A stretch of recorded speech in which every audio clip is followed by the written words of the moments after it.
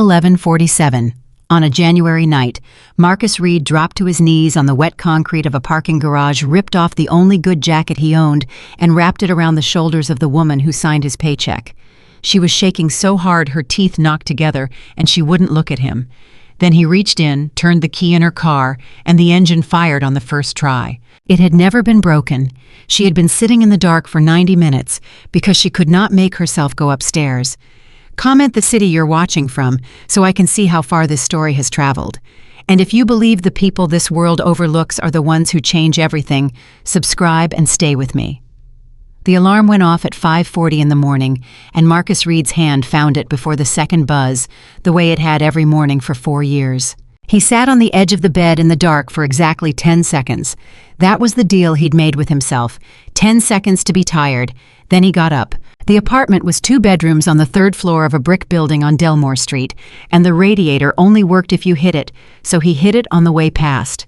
He put the coffee on. He put the pan on. He cracked 3 eggs into a bowl and beat them with a fork while the pan came up to heat, and he kept his voice low when he called down the hallway. "Nadia, feet on the floor, baby." Nothing. Nadia Rose Reed. A groan came through the wall. "It's still nighttime. It's still nighttime for people who don't have a spelling test."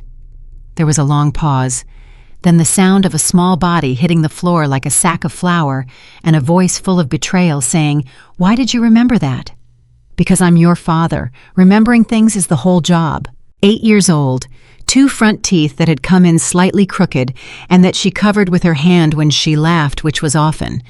She came down the hallway dragging her blanket behind her like a cape and climbed onto the kitchen chair with her eyes still mostly closed. Marcus put the plate in front of her. Eggs, 1 piece of toast cut on the diagonal because she said it tasted better that way, and a sliced banana arranged in a circle. "You made the smiley face," she said. "I don't know what you're talking about." "You made the smiley face out of banana. That's just how the banana landed." She looked up at him with the particular flat expression of a child who is not fooled and has never once been fooled. "Daddy, eat your eggs." He worked around her while she ate. Lunch into the box, sandwich apple, the little bag of pretzels, and the note. He always wrote the note. It took 8 seconds, and he'd never skipped a day. Not one, not even the week after Dana died, when he'd been operating on about 90 minutes of sleep a night and had put the milk in the cabinet twice. Today's note said, "You are the best part of my whole day, Dad." He folded it and slid it under the apple where she'd find it at 11:15. "Miss Ruthie's picking you up today," he said. "I've got the thing tonight." Nadia stopped chewing. "The party thing." "It's not a party. It's a company event. I drive people to it, and then I sit and wait, and then I drive them home." "So you go to the party, but you don't get to be at the party." Marcus paused with his hand on the refrigerator door. Out of the mouths of babes, he thought. "That's about the size of it," he said. "That's dumb. That's a job." "Can't they drive their own selves?" "They could. They pay me not to." She thought about this with her whole face the way kids do. "How late?" "Late. Might be midnight." "Midnight?" She said the word like it was a foreign country. "Will you come in and check on me? I always come in and check on you, even at midnight, especially at midnight." She went back to her eggs satisfied, and Marcus turned back to the counter so she wouldn't see his face, because the truth was, he hated the late ones. He hated coming home to a dark apartment and a child already asleep. 4 years of it, and he still hated it. At the door coat on backpack strapped, she stopped and turned around.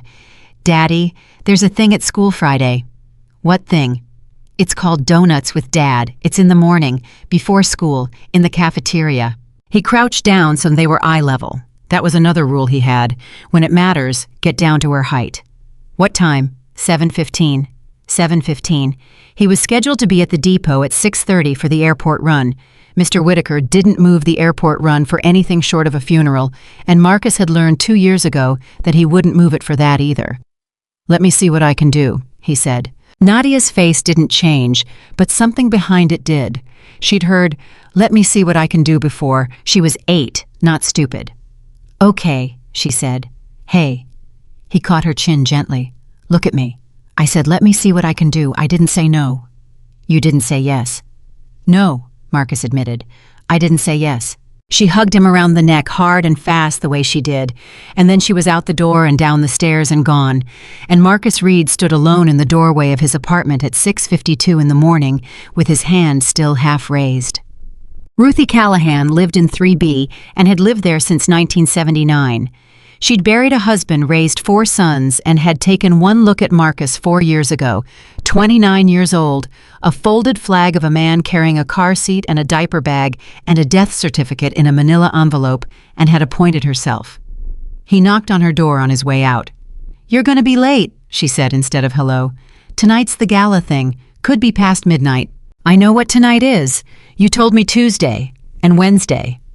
She was already writing something on the pad by her phone.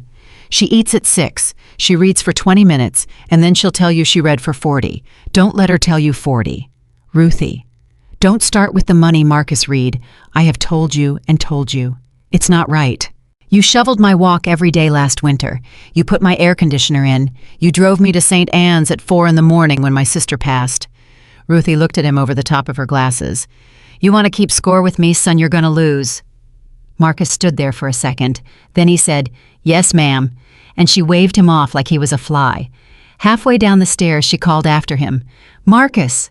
He stopped. "Whatever it is they've got you doing tonight," she said, "you stand up straight in it. You hear me? Straight." "Yes, ma'am." Carter Global Logistics occupied 19 floors of a glass tower downtown and a fleet depot in an industrial park 11 miles out, and the two places might as well have been on different planets. The depot smelled like diesel and hand soap. The dispatch office had a coffee maker from the Clinton administration and a corkboard where somebody had pinned a photo of a dog nobody could identify. Dale Whitaker ran the drivers. 58 red-faced a lanyard around his neck like it was a medal and a very specific idea about who belonged where. "Reed." He didn't look up from the clipboard. "You're on the Founders Gala tonight. Car 9. Car 9's the van. Car 9's the van." Marcus set his keys on the counter. "I've been on the executive rotation 8 months, Dale. I've got a spotless log. Car 9 is the airport shuttle. And tonight, it's the gala shuttle." Whitaker finally looked up. Problem. Behind Marcus. 2 of the other drivers had gone very quiet, which is what men do when they'd rather not be part of something. "No problem," Marcus said. "I'd just like to understand it." "Understand what?" "Why the driver with the cleanest record on the board is running the shuttle while Kowalski takes the Lincoln." Whitaker set down the clipboard.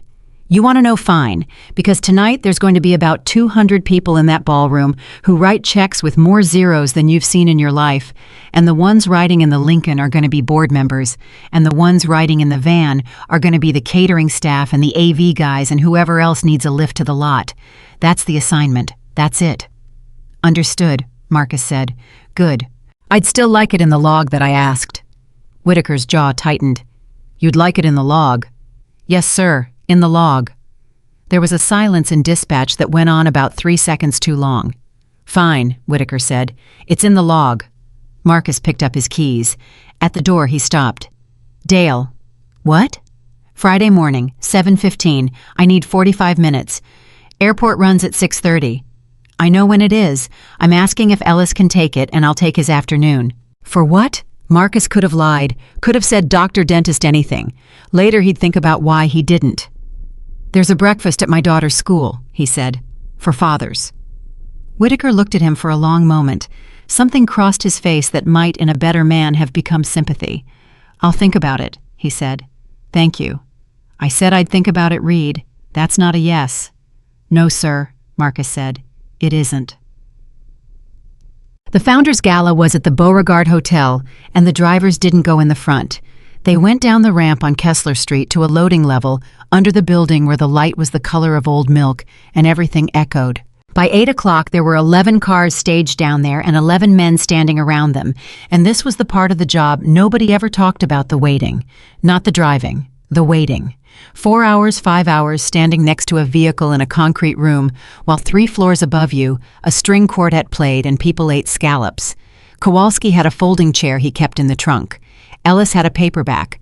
Marcus had a spiral notebook. "What is that, a diary?" Kowalski asked. "Numbers." "Numbers for what?" Marcus turned it so he could see. Rows and columns in small, precise handwriting. Route times, fuel logs, idle minutes. You do this for fun. I do it because last April they put on 12 extra trucks for the Riverside contract, Marcus said, and every one of those trucks runs the loop backwards. They go out full and come back empty. If you flip the order Riverside, then Halstead, then the yard, you save about 40 minutes a truck a day. Kowalski stared at him. You figured that out standing in a parking garage. I figured it out driving the loop. Did you tell anybody? I wrote it up, gave it to Whitaker in September. And, Marcus closed the notebook, and he said drivers drive. Ellis laughed without any humor in it at all. That's the whole company right there. That's it. That's the sign they ought to hang out front. At knee 15. Marcus went up the service stairs to use the restroom on the mezzanine level, and that was how he ended up in the alcove behind the coat check when two men in tuxedos stopped 6 feet away from him and started talking about the CEO. He recognized one of the voices before he recognized the man. Preston Vance, Chief Strategy Officer, silver hair-capped teeth, the kind of man who called everybody my friend. Monday, Vance was saying, "It's not a discussion, it's a formality. Halloran's with us. Chung's with us. That's 4. She built this place. Her father built this place. She inherited a chair and a last name. That's not fair, Preston." "Fair," Vance laughed. "You want to talk about fair? She hasn't made a decision without going into that office and closing that door in 8 months. You know what the analysts call that paralysis. You know what the board calls it, an opportunity. She's been through a lot personally. Everybody's been through a lot personally. I've been through a lot personally. I don't bring it into a boardroom." A pause. Ice moving in a glass. "Look at her tonight. Go on, look at her. She's been standing in the same 6 feet of carpet for an hour and 40 minutes because if she moves, somebody might talk to her. That's not a leader, my friend. That's a woman waiting for it to be over." Marcus stood absolutely still in the alcove. He should have walked away. Every rule he'd ever made for himself said walk away. You didn't hear that it's not yours. He didn't walk away. "Monday," the second voice said. "Monday," Vance agreed. "And when it's done, we do it kindly.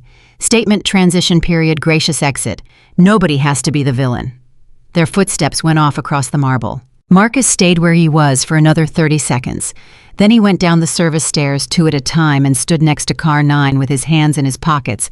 And Kowalski said, "You all right? You look like somebody died." And Marcus said, "I'm fine," which was the first lie he'd told all day. The gala broke at 10:30. They came down in waves and the drivers moved the way they always move, doors open, hands out. "Evening, sir." "Evening, ma'am," careful of the step.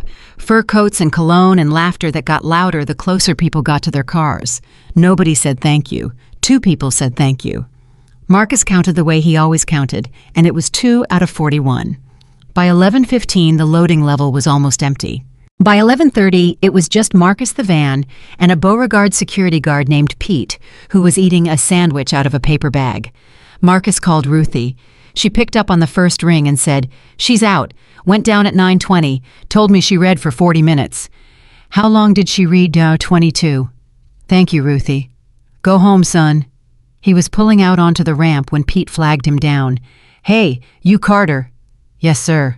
"There's still a car up on P4. Been there all night. Nobody's come down for it." "P4's the executive level." "That's what I'm saying. Everybody else cleared out an hour ago." Pete shrugged.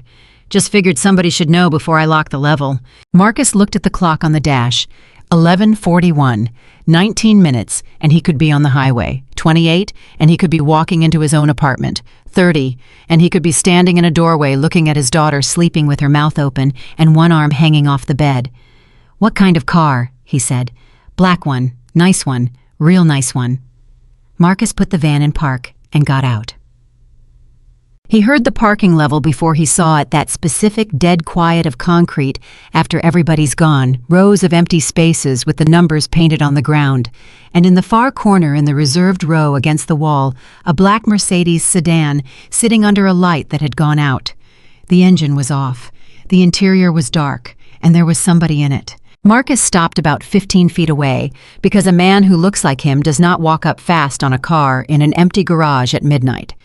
That was a lesson he'd learned at 17 and had never once needed to relearn. "Ma'am," he called, loud enough to carry, calm enough not to startle. "Ma'am, I'm with Carter Transport. Everything all right?" Nothing. He moved a few feet closer off to the side where she could see him in the mirror, hands visible. "Ma'am." The window came down about 4 inches. Evelyn Carter looked out at him. Marcus had seen her maybe 11 times in 8 months, and every single one of those times she had looked the same, back straight, chin level, that gray coat, that expression that made grown men rehearse in the elevator before they got off on 19. He had once watched her walk through the lobby and seen a room of 40 people rearrange itself around her like iron filings around a magnet. She did not look like that now. Her hair had come partly loose, her makeup had run and been wiped and run again. She had her coat pulled around her, but she wasn't wearing it right. It was just draped like she'd stopped halfway through the thought. And her hands resting in her lap were shaking so hard he could see it through a 4-inch gap in a window. "The car won't start," she said. Her voice was steady. That was the thing that got him. Everything about her was falling apart, and her voice was as flat and level as a boardroom. "Yes, ma'am. Can I take a look?" "There's no point." "Might be. Sometimes it's just a terminal." He kept his tone easy, the way you'd talk to a dog that didn't know you yet. "Would you pop the hood for me?" There was a pause, then a soft thunk. Marcus lifted the hood and looked, and it took him about 11 seconds. The battery terminals were clean and tight. There was no corrosion. The dash had lit up when she cracked the window, which meant the battery was fine. And this was a 9-month-old S-Class that had a service sticker in the corner of the windshield from 6 weeks ago. He stood there with his hands on the frame of the hood. I thought about a lot of things in those next few seconds. He thought about being 34 years old and driving a van. He thought about driver's drive. He thought about a man in a tuxedo saying she's been standing in the same 6 feet of carpet for 1 hour and 40 minutes. Then he closed the hood, walked around to the driver's door and said, "Ma'am, would you mind trying it one more time?" "I've tried it." "One more time. Humor me." Evelyn Carter's jaw moved. She reached out and turned the key. The engine caught on the first crank. Smooth as water. It idled there in that empty garage, and neither one of them said anything at all. Marcus did not say, "I thought so." He did not say, "Your car's fine, ma'am." He did not say any of the 11 things a lesser man would have said. He said, "How long have you been sitting down here?" Evelyn Carter closed her eyes. "Since 10 o'clock, she said. It was 11:47. She got out of the car because he opened the door, and she didn't seem to know what else to do, and the second she was on her feet, Marcus understood that she wasn't going to be able to stand there long. She was in a thin dress and heels, the coat still just hanging off her, and the garage was 31 degrees. Her lips had gone almost gray. He didn't ask. He took off his jacket, the good one, the black one, the only one, and he dropped to one knee so he could put it around her shoulders without reaching over her head, and he pulled it closed at the front. "Don't," she said. "Yes, ma'am." "I said don't." "I heard you." He stood up. "Put your arms in the sleeves." "Mr." She stopped, and Marcus watched something happen on her face that he would remember for the rest of his life, the realization arriving all at once that she did not know his name. She had ridden in cars he'd driven. She had walked past him in a lobby, and she did not know his name. "Reed," he said quietly. "Marcus Reed." "Mr. Reed." Her voice cracked down the middle for the first time. "You should go home." "Probably." "Then go home." "I will," he said, "after I know you're somewhere warm. I have a car." "Yes, ma'am, you do." "It works." "Yes, ma'am, it does." And there it was, the moment. She looked up at him, and she was waiting for it, braced for it, ready to hear the sound of a story starting. "Guess who I found in the garage? Guess what the Ice Queen was doing at midnight?" You could see her already living in a Monday morning where 40 people knew. Marcus said, "Ma'am, I've got a van downstairs. It's got a heater that works and about half a tank. I'm going home either way. You're welcome to a ride." Evelyn stared at him. "Why?" she said. "Because it's cold." "That's not an answer." "It's the only one I've got," Marcus said. "It's cold and you're not dressed for it, and I'm going that direction anyway." "You don't know what direction I'm going." "No, ma'am," he agreed. "But I'm guessing it's not down here." She laughed. It came out of her like something breaking loose, one short wrecked sound, and then she put the back of her hand against her mouth to stop it, and when she took the hand away, her eyes were streaming. "Okay," she said. "Okay." The van smelled like coffee and cardboard, and there was a booster seat strapped in the second row. Marcus saw her see it. He cranked the heat and aimed all 4 vents at the passenger side and pulled his gloves out of the door pocket and set them on the console without comment. She looked at them for a while, then she put them on. They came up the ramp onto Kessler, and the city was doing its late thing, steam off the grates a plow with nothing to plow going by with its lights on, a man selling nothing at all outside a closed drugstore. Evelyn said, 92 Larkspur. Yes, ma'am. Neither of them spoke for 11 blocks. At a red light on 3rd, Marcus's phone lit up in the cup holder. He glanced at it, glanced at the light, and let it ring. It rang again 40 seconds later. You can answer that, Evelyn said. It's fine. Mr. Reed, answer your phone. He put it on speaker because his hands were on the wheel. Daddy. Marcus's whole body changed. Evelyn saw it happen, the shoulders, the hands, the voice, all of it in less than a second. Hey, baby, why are you up? I woke up. A pause. A small, congested sniff. I had the dream again. The one about the elevator. Yeah. Okay, you remember what we do. Say the 5 things. Say the 5 things. There was a rustle of blanket. Then a very small, very serious voice in a dark bedroom 11 miles away said, The bed is under me, the blanket is on me, Bunny is beside me, Miss Ruthie is down the hall, and Daddy is coming home. That's right. When are you coming home? 20 minutes. 20 real minutes or 20 daddy minutes? Marcus laughed. 20 real minutes. Okay. Another sniff. Are you driving? I'm driving.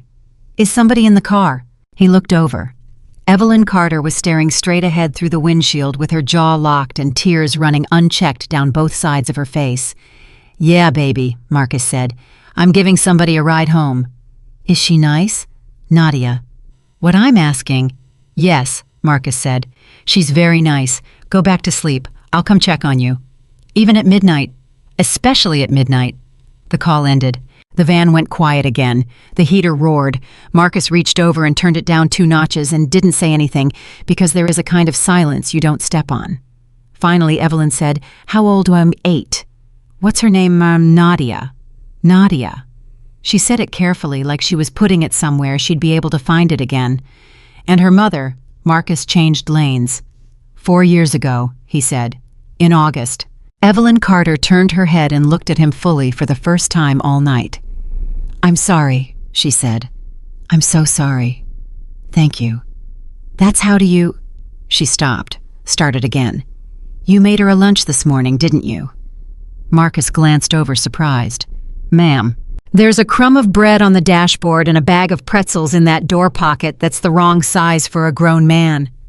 She wiped her face with the back of one gloved hand. I notice things. It's the only thing I've ever actually been good at. Yes, ma'am, Marcus said. I made her a lunch. Every day, even the day after. He didn't answer for a block and a half. Yes, he said, even that day. Larkspur Avenue was the good part of town, the part where the sidewalks got swept, and number 92 was 30 stories of pale stone with a canopy out front and a doorman standing under a heat lamp. Marcus pulled to the curb and put it in park. The building sat there in the windshield. Evelyn Carter did not move. She looked up at it. Marcus watched her do it. She looked all the way up to a specific window on a specific high floor where the lights were off, and her hands came up and closed on the edges of his jacket and gripped so hard the knuckles went pale. Ma'am, he said gently, we're here. I know. The doorman had noticed the van. He straightened up, took a step toward the curb, then stopped uncertain. I can go around the back if you'd rather, Marcus said. It's not that. Yes, ma'am? It isn't that. Her voice was rising thin and fast, and she pressed her lips together and got it back down. I don't care what Anthony thinks. Anthony's a lovely man. He asks me how my weekend was. He's the only person who... She stopped. Marcus waited. Later he would try to explain this to somebody and fail, because there wasn't language for it the way a woman who ran a company with 4,000 employees sat in the passenger seat of a work van in a borrowed jacket and 2 men's gloves, and simply could not open the door. Miss Carter, he said, and she turned to him and she said it, not loud, not dramatic, barely more than breath, the way you say a thing you have never once said out loud and are not sure you'll survive saying. Please. Her hand came out and closed around his wrist. Please don't take me home yet." Marcus Reed sat there with a woman's hand on his wrist and his engine running and his daughter asleep 11 miles away. He thought about what this looked like. He thought about what it could cost him. He was not a naive man. He had done the math on rooms like this his entire life, and the math was never neutral. A black driver, a white CEO, midnight, a van at a curb. Every single version of this that ended badly for him, and he knew the names of men it had ended badly for. "I thought you have a kid, you have a lease, you have $311 in checking." And then he thought about a man in a tuxedo laughing and saying, "That's not a leader, that's a woman waiting for it to be over." And he thought about Ruthie Callahan on the stairs saying, "Stand up straight in it." "Okay," Marcus said. Evelyn's head came up. "What?" "I said okay." He put his hand on the shifter. "Where do you want to go?" "I don't—" She let go of his wrist like it had burned her. "I'm not asking you to. I don't have anywhere to go. That's the entire problem. That's the whole thing. I have a driver. I have a car. I have 4,000 employees. I have a phone with 600 contacts in it. And I sat in a parking garage for an hour and 47 minutes because there is not one single person in this city I could call and say, I don't want to go home." "Okay," Marcus said again. "Stop saying okay." "Yes, ma'am." "And stop calling me ma'am. Please. God, please stop calling me ma'am." Marcus took his hand off the shifter and turned in his seat so he was facing her. "All right," he said. "Then here's what I know. It's 10 minutes to 1 in the morning. It's 31 degrees. You haven't eaten anything tonight because I watched 41 people come down from that ballroom and not one of them had eaten either. That's how those things go. You're shaking and it's not all the cold." He paused. "And you don't want to go inside." She didn't deny it. "So we're not going inside," Marcus said. "Where are we going?" "There's a place on 9th. It's not nice. The coffee's bad and the pie's worse, and there's a crack in the window they've had since the second Bush administration." Evelyn Carter looked at him. "But it's warm," Marcus said, "and it's open, and nobody in there knows who either of us is." For a long moment she didn't move. Then she reached over slowly, deliberately, like a woman signing something she couldn't take back, and pulled her seatbelt across her chest and clicked it in. "Drive," she said. Marcus Reed pulled away from 92 Larkspur. Behind them on the 31st floor, a window stayed dark. Somewhere across town, a man named Preston Vance slept soundly. 4 votes secured a Monday morning waiting for him like a gift with his name on it. And in a van that smelled like coffee and cardboard with a booster seat strapped in the second row and a bag of pretzels in the door. 2 people who had spent years being exactly what everybody expected them to be drove east on 9th Street at 1 o'clock in the morning without either one of them saying a word.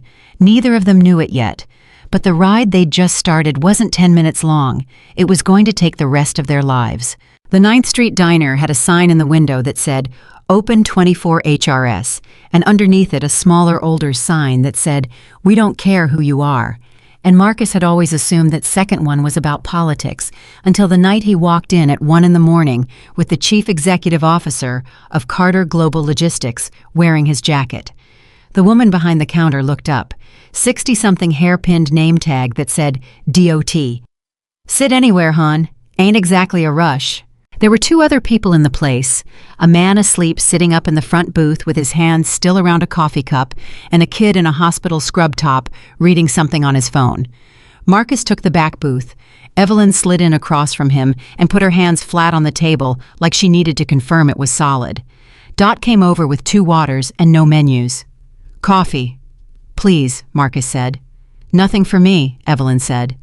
Dot looked at her for about a second and a half. "You want the eggs," she said. Evelyn blinked. "I'm sorry." "You want the eggs. Scrambled side of wheat, and I'll bring the potatoes even though you didn't ask for the potatoes." She was already writing. "You got that look. I've been doing this 31 years, I know that look. That's the look of somebody ain't ate since breakfast and can't remember breakfast." Marcus watched Evelyn Carter, who had once made a vice president cry in a hallway without raising her voice, open her mouth to say something and then close it again. "All right," she said. "There you go." Dot took the water glasses away and brought them back full. 2 coffees. When she was gone, Evelyn said, "That woman just gave me an order." "She does that. You come here. 2-3 times a month. Late runs." Marcus turned his cup right side up. Nadia and me come Saturday morning sometimes. She gets the pancake with the whipped cream face. They do a face on it, 2 banana slices and a strawberry. Dot's been doing it since Nadia was 4. He shrugged. Kid's 8 and still orders it. She'll be 40 and still order it. Evelyn laughed, a real one this time, small and surprised. Then her face did something complicated and she looked out the window at nothing. I'm sitting in a diner at 1 in the morning, she said. Yes, ma'am. You said you'd stop. I'm working on it. She wrapped both hands around the coffee mug the second Dot set it down, and Marcus noticed she didn't drink it. She just held it. He'd seen that before. Cold gets into people and takes a while to leave. Can I ask you something, Mr. Reed? You can ask. When you opened the hood. She kept looking at the mug. You knew? Yes. How fast? 10 seconds, maybe 11. And you closed it and told me to try the key anyway. Yes. Why? Marcus took his time with that. He had a rule about answering fast when the question was serious. He'd learned it from his mother, who used to say a fast answer is usually somebody else's answer. Because if I'd said your car was fine, he said, you'd have had to be a liar, and you'd already had a bad enough night. Evelyn Carter set the mug down. I've had 400 people work for me directly, she said. In 15 years, 400. And every one of them, if they'd found me down there, would have made me say it out loud. Not everyone. Everyone. Then you had bad luck with people. No, she said. I had power. That's what power is, Mr. Reed. It's a machine that takes ordinary human beings and turns them into people who need you to say it out loud. The eggs came. Dot put the plate down and the potatoes down and a little dish of jelly nobody asked for and went away again. Evelyn looked at the food. I can't, she said. All right. I'm not being difficult. My stomach's been... Miss Carter. Marcus pushed the plate 1 inch toward her. It's eggs. She picked up the fork. She ate everything on that plate. She ate it the way a person eats when their body has been screaming at them for 11 hours, and their brain finally got out of the way, and about 1/3 of the way through it, she started crying again, silently, still chewing, and Marcus looked at the crack in the window that had been there since the second Bush administration, and gave her the only privacy he could, which was his eyes. When she was finished, she put the fork down and pressed a napkin to her face and sat back. Okay, she said. Okay. I'm going to tell you something, and then I'd like you to take me home, and then on Monday, we're both going to act like this never happened. You don't have to tell me anything. I know I don't. She folded the napkin into a square, then into a smaller square. 19 years ago, my father sat me down in his study and told me he was giving me the company, not leaving me, giving me. He was 61 and he was fine and he did it anyway, and I asked him why, and he said, because you're the only one who won't sell it. Was he right? I was right. He was also wrong about something else. She kept folding. He said it like it was a compliment. It wasn't a compliment. It was a sentence. Marcus said nothing. I married a man named Grant Whitfield 11 years ago. He's not a bad person. I want to be fair. Everybody wants to make their ex a villain, and he wasn't a villain, he was just tired. She smoothed the napkin square flat. 8 months ago, he told me I'd stopped being a person around 2019. He said it kindly. That was the worst part.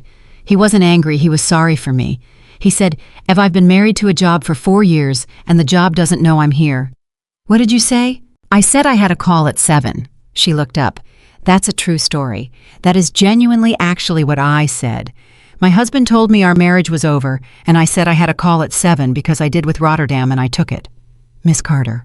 Do you know what I did that night? After the call, I went into the closet, and I sat on the floor between the coats for 2 hours. Her voice stayed absolutely level, and that flatness was somehow worse than crying. And then I got up and I washed my face and I went to a 9 a.m.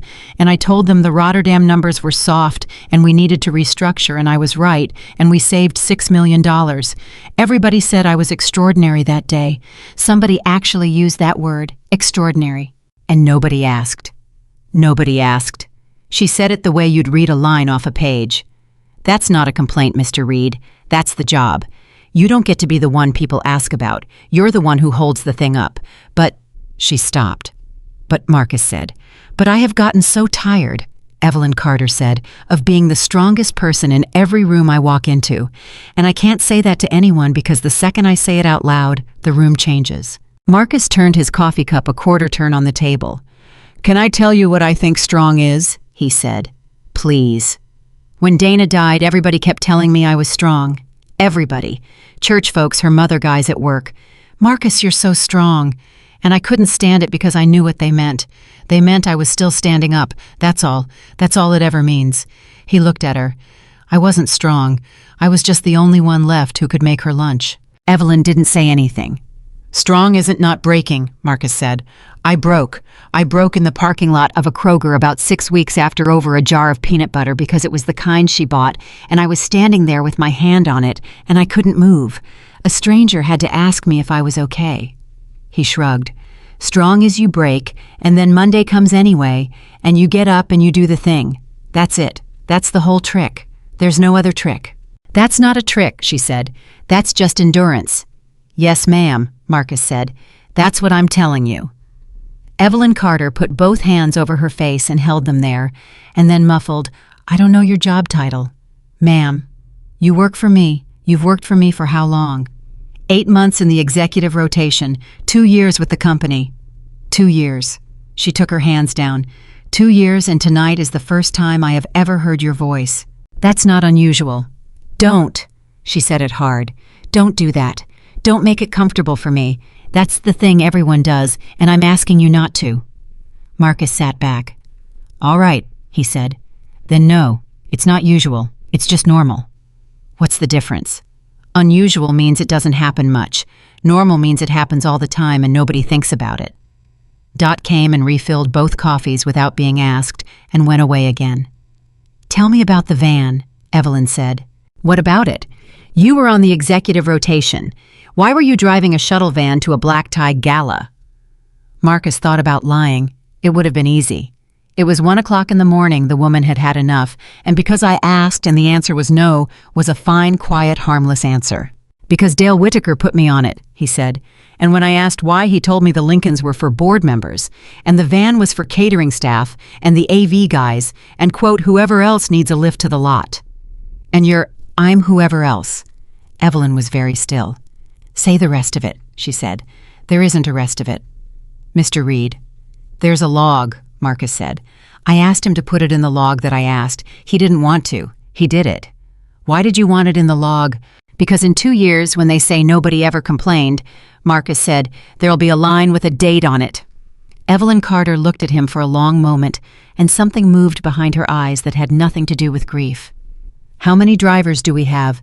51. "How many are on the executive rotation?" 9. "How many of the 9 look like you?" 1, Marcus said. She nodded slowly. She picked up her coffee and drank some and set it down. "There's something else," she said. "You've had it on you since the garage." Marcus's chest went tight. "Ma'am, you've looked at me 11 times tonight like you were about to say something and decided not to." She met his eyes, and for 1 second she was not a woman in a borrowed jacket in a diner. She was the person who ran 19 floors. "Say it." Marcus put both hands flat on the table. Later he'd think about the fact that he never seriously considered not telling her. He'd wonder what that said about him. He had a daughter and a lease and $311, and a man does not get to keep any of those things by handing a CEO a grenade at 1 in the morning. But Ruthie Callahan had said stand up straight in it. "Around 9:15 tonight I went up the service stairs to use the restroom," Marcus said. "There's an alcove behind the coat check. 2 men stopped on the other side of it and had a conversation. They didn't know I was there." "Who?" "One of them was Preston Vance." Nothing changed in her face. Nothing at all. That was how he knew he'd hit something. "Go on." He said Monday isn't a discussion, it's a formality. He said Halloran's with them and Chung's with them, and that makes 4. Marcus kept his voice level. "The other man said you built the company. Mr. Vance said your father built it, and you inherited a chair and a last name." Evelyn's hand resting on the table did not move. "Keep going." "The other man said you'd been through a lot personally. Mr. Vance said everybody's been through a lot personally, and he doesn't bring it into a boardroom." Marcus paused. "Then he told him to look at you. He said you'd been standing in the same 6 feet of carpet for an hour and 40 minutes, because if you moved, somebody might talk to you.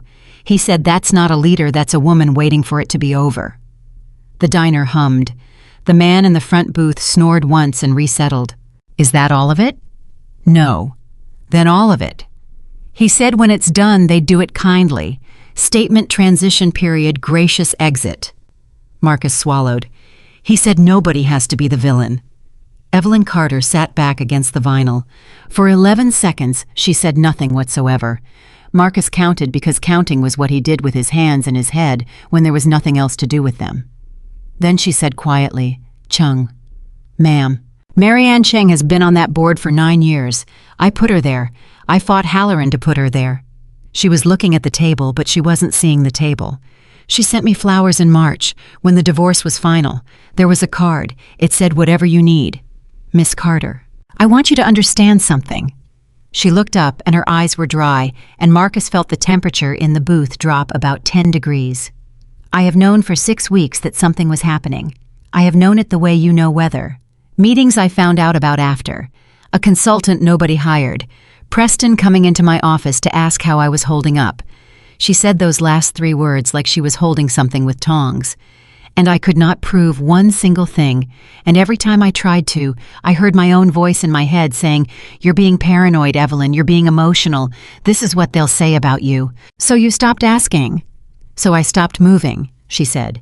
"That's what he saw tonight. He wasn't wrong about the 6 feet of carpet. He was wrong about why."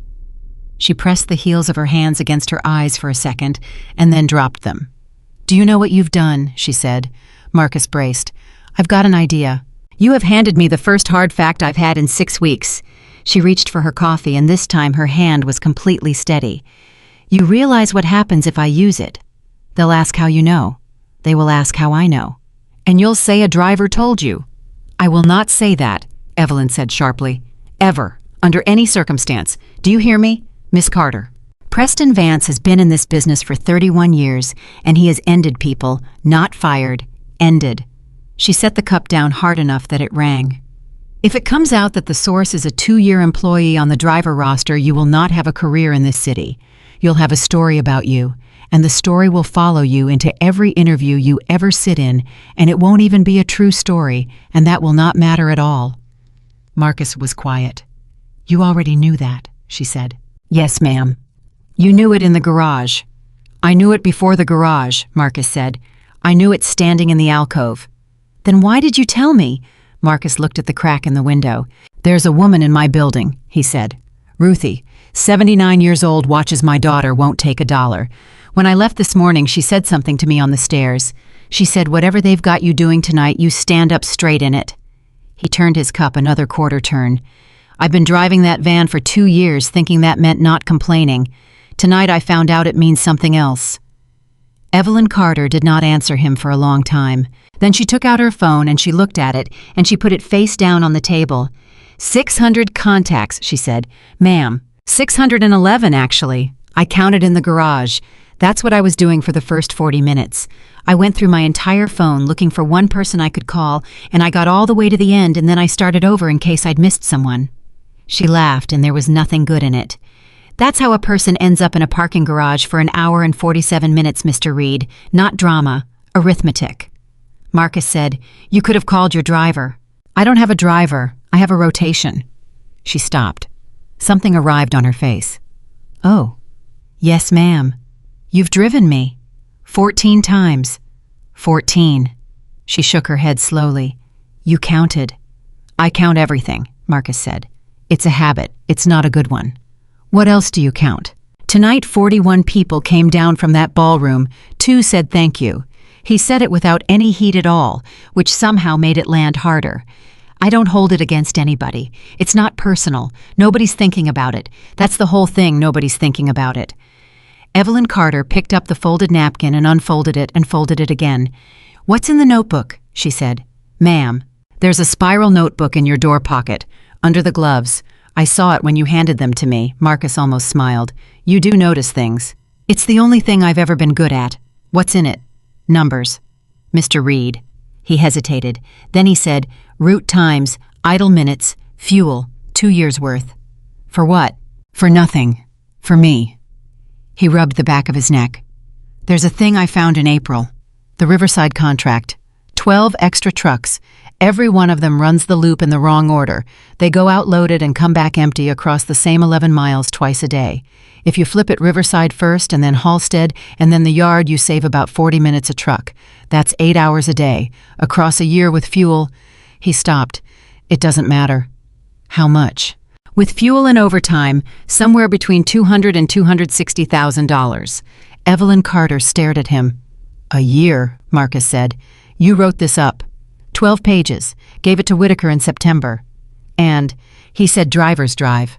Evelyn closed her eyes. Say that again, she said. He said driver's drive. There is a man in my building, she said very slowly, who is paid $140,000 a year to be the vice president of operational efficiency. His name is Rick Pauling. In November, he presented me a slide deck about the Riverside contract that cost us $80,000 in consulting fees and concluded that everything was, and I'm quoting, broadly optimized. Marcus didn't say anything. Broadly optimized, Evelyn repeated. I'm sure he did good work. Mr. Reed, I have had a long night. Please do not be gracious about Rick Pauling. Marcus laughed. It came out before he could stop it, a real one from the chest, and Evelyn Carter looked up startled. And then for the first time all night, for the first time in 8 months, honestly, she smiled. It changed her whole face. Dot appeared with the pot. You two want a warm-up or you want the check? Check, please, Marcus said. Evelyn reached for her bag. No, ma'am. Mr. Reed, I know what you make. He put a 20 on the table. And I'm buying you eggs. She looked at the 20. She looked at him. Why? Because when a person sits down at my table, Marcus said, I buy. That's a thing my father did and his father did, and I'm not going to be the one who stops it over a $2 plate of eggs. Evelyn put her bag back down. All right, she said. It was 2:41 when the van pulled up to 92 Larkspur for the second time, and the doorman came out from under his heat lamp and stopped dead when he saw the same vehicle. That's Anthony, Evelyn said. Yes, ma'am. She didn't move to get out. But it was different now, and they both knew it was different. This wasn't a woman frozen at a curb. This was a woman finishing something. Monday, she said. Yes. I'm going to walk into that building on Monday morning, and I'm going to have a 9 a.m. with Preston Vance about fourth quarter carrier contracts, and I'm going to sit across from him and say good morning. Can you do that? I have been doing that for 6 weeks, she said. The difference is that on Monday, I'll know. What are you going to do? I don't know yet, she unbuckled. That's not me being evasive. I genuinely don't know. If I move too fast, I confirm every word he said about me. If I don't move at all, it's Monday. She looked out the windshield. I need something they can't argue with. Marcus said, Numbers are hard to argue with. Evelyn turned and looked at him. Then she said, Bring me the notebook. Ma'am, not to my office. I'm not an idiot, and neither are you. She thought for a second. There's a service entrance on the Kessler side of the building. Loading dock freight elevator. You know it. I know it. Thursday, 6:30 in the evening. The floor's empty by 6:15. It's empty every night, I know, because I'm the one who's there. She paused. And Mr. Reed, if you decide between now and Thursday that this is a stupid thing to do, and you have a child and it isn't worth it, you don't have to call me. You don't have to explain. You just don't come, and I will never bring it up again as long as I live. Do you understand? Marcus said, I understand. Good. She started to take off the jacket. Keep it, he said. It's your jacket. It's 31 degrees and you've got 40 feet of sidewalk. Mr. Reed. Ma'am, please, Marcus said. Let me win one. Evelyn Carter stopped with her arms half out of his sleeves, and then she pulled it back on and buttoned the top button, and it was 3 sizes too big, and she looked absurd, and neither of them mentioned it. She opened the door. Then she stopped. Marcus, she said. He looked over. It was the first time she'd used it. Thank you for not making me say it out loud, she said. Then she was out and across the sidewalk, and Anthony had the door, and she was gone. Marcus sat at the curb for about 10 seconds. Then he drove home, and it was 3:19 when he came through his own front door, and Ruthie Callahan was asleep in the recliner with the TV on mute, and she woke up instantly the way old people do and said, Well, long night. I went down the hall. Nadia was sideways across the bed with one arm hanging off and Bunny under her chin, and Marcus stood in the doorway of that room, the way he had stood in the doorway of that room roughly 1,400 times, and then he went in and put her arm back on the bed and pulled the blanket up. She didn't wake up, but she said without opening her eyes, "Midnight." "Later than that," Marcus whispered. "Told you." Thursday morning, he found Dale Whitaker in dispatch at 10 after 6. "Dale, Friday. I told you I'd think about it." "You've had 2 days." Whitaker put down the clipboard, and Marcus knew from the way he did it carefully, both hands, that the answer had been decided a while ago. "Airport runs yours," Whitaker said. "Ellis offered to take it. He came to me himself." "Ellis isn't running this board." 45 minutes, Dale. "You know how many guys have kids on this roster? 29. 29 guys with kids. Every one of them's got a breakfast and a recital and a ball game." Whitaker spread his hands. "I start moving the board around for that I don't have a board." Marcus was quiet for a second. "Kowalski took a Tuesday off in October," he said, "for his son's thing at the high school." Whitaker's face closed like a door. "That's different." "How?" "It just is." "No, sir," Marcus said. "I'd like to know how." "Read." Whitaker's voice dropped. "Don't do this." "I'm asking a question." "You're doing something else and we both know it." Whitaker picked the clipboard back up. "Airport runs at 6:30 Friday. That's the assignment. You want it in the log that you asked, fine. It's in the log. It's real crowded in that log now." Marcus stood there a moment. "All right," he said. And he took his keys and went out to his vehicle and sat in it for 4 minutes without starting it, both hands on the wheel, and thought about a cafeteria at 7:15 in the morning with 40 men in it and 1 empty chair. The freight elevator on the Kessler side smelled like cardboard and rose so slowly that Marcus had time to change his mind 11 times. He didn't change it. The 19th floor at 6:30 on a Thursday was dark, except for one bank of lights at the far end, and Evelyn Carter was standing in the middle of a conference room with her sleeves pushed up and about 200 pages spread across a table 20 feet long. She looked up. "You came." "Yes, ma'am." "Did you bring it?"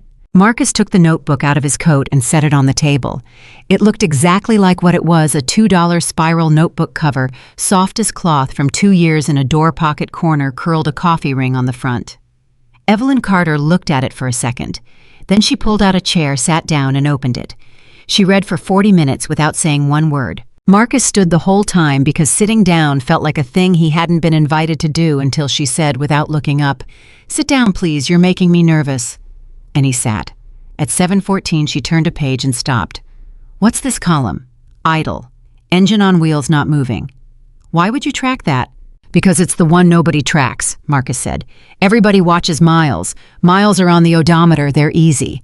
Nobody watches the 22 minutes a truck sits at the Halstead gate every morning because there's 1 guard and 4 trucks." Evelyn's pen stopped. "Say that again." 1 guard, 4 trucks, every morning 6 days a week." "For how long?" "Since they cut the second guard position, about 14 months. She wrote something. At 7:50, she sat back and put both hands over her mouth and stared at the ceiling.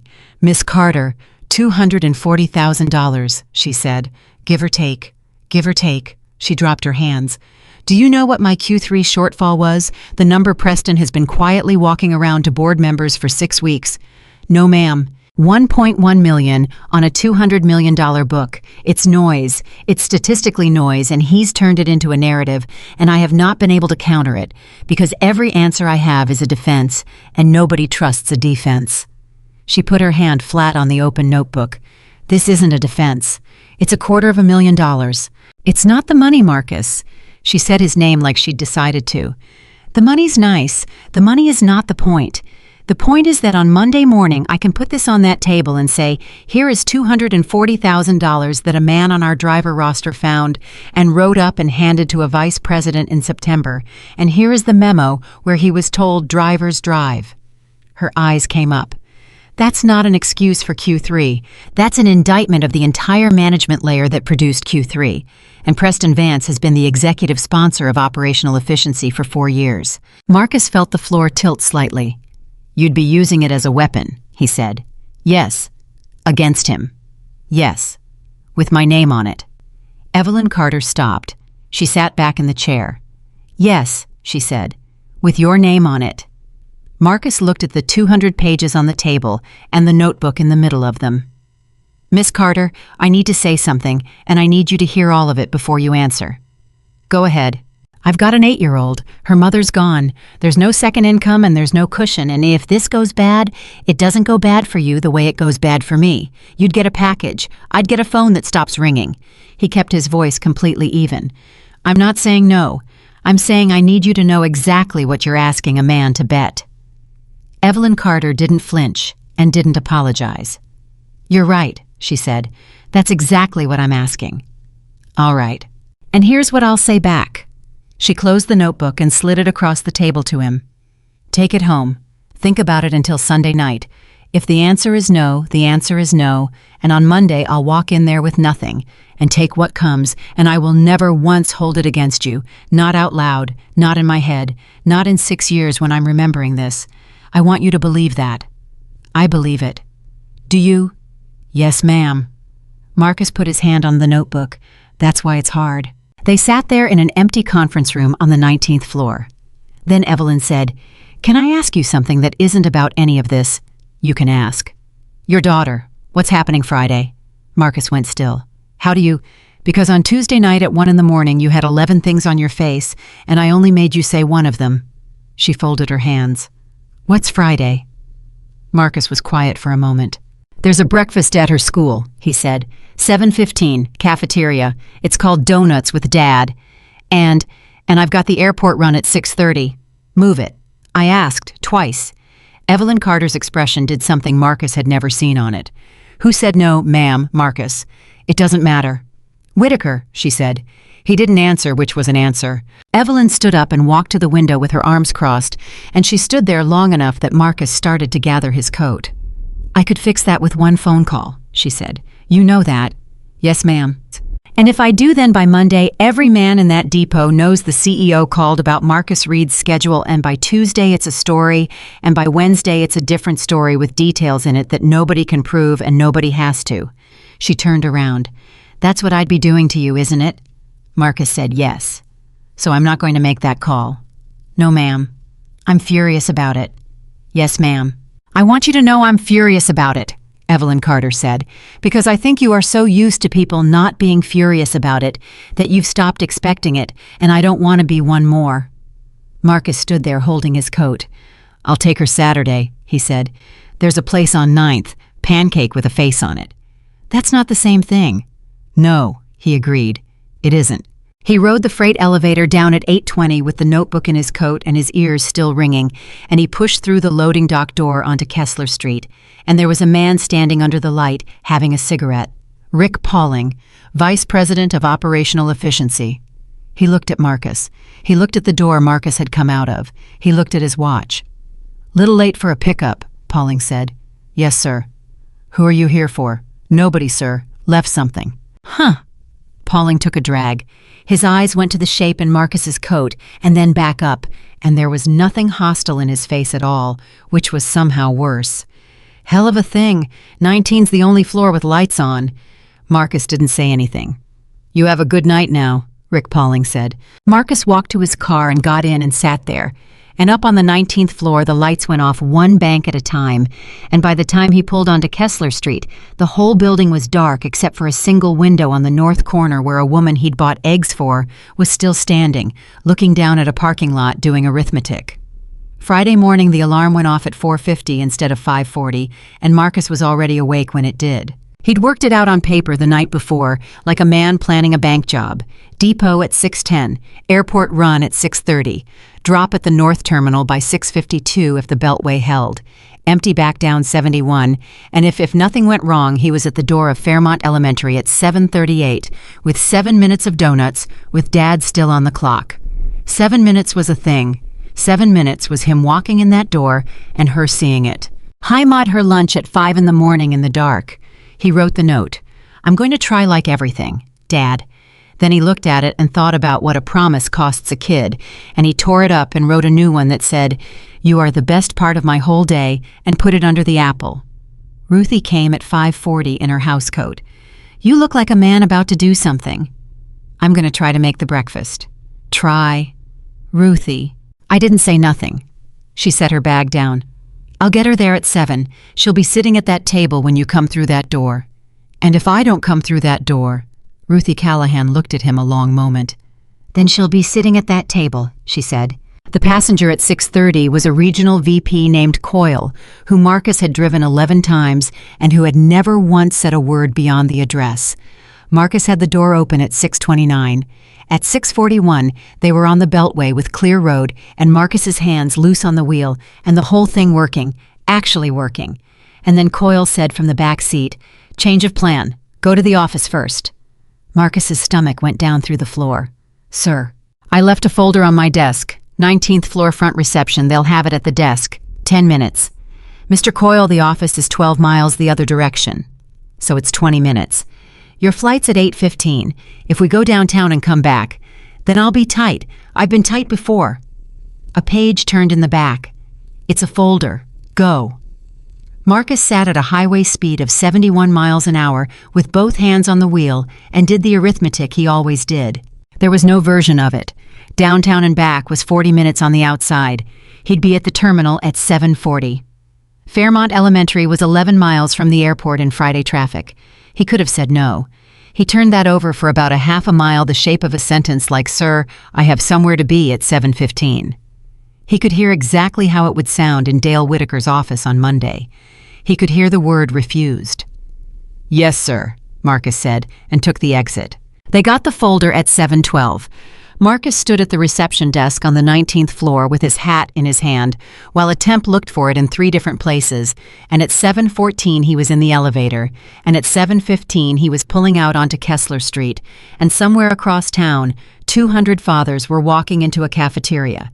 He got Coyle to the North Terminal at 7:47. Coyle said, "Appreciate it," which was more than usual, and shut the door. Marcus sat in the loading lane with the engine running. Then he drove 11 miles in 19 minutes, and if anybody ever asked him, he would have said he obeyed every traffic law in the state, and it would not have been true. He came through the front doors of Fairmont Elementary at 8:06. The cafeteria was mostly empty. 2 custodians were stacking chairs. There was a folding table by the door with a coffee urn and about 9 donuts left in a box and a banner on the wall that somebody had made out of construction paper. Nadia Rose Reed was sitting alone at the end of a long table. She had 2 donuts on a paper napkin in front of her. One was half-eaten. The other one hadn't been touched at all. Marcus stopped about 15 feet away because his legs quit working. She saw him. She didn't jump up. That was the thing that took him apart, an 8-year-old who's happy jumps up, and Nadia just went very carefully still. And then she said in a small voice that carried across all that empty tile, "It's okay. Baby. It's okay, Daddy. I saved you one." Marcus crossed that floor and got down on one knee beside the bench so they were eye level, because that was the rule when it matters, get down to her height. "I want to tell you what happened," he said. "You had to work. I had to work. I know." She pushed the untouched donut 2 inches toward him. "It's chocolate. I got you chocolate because you like chocolate." "Nadia."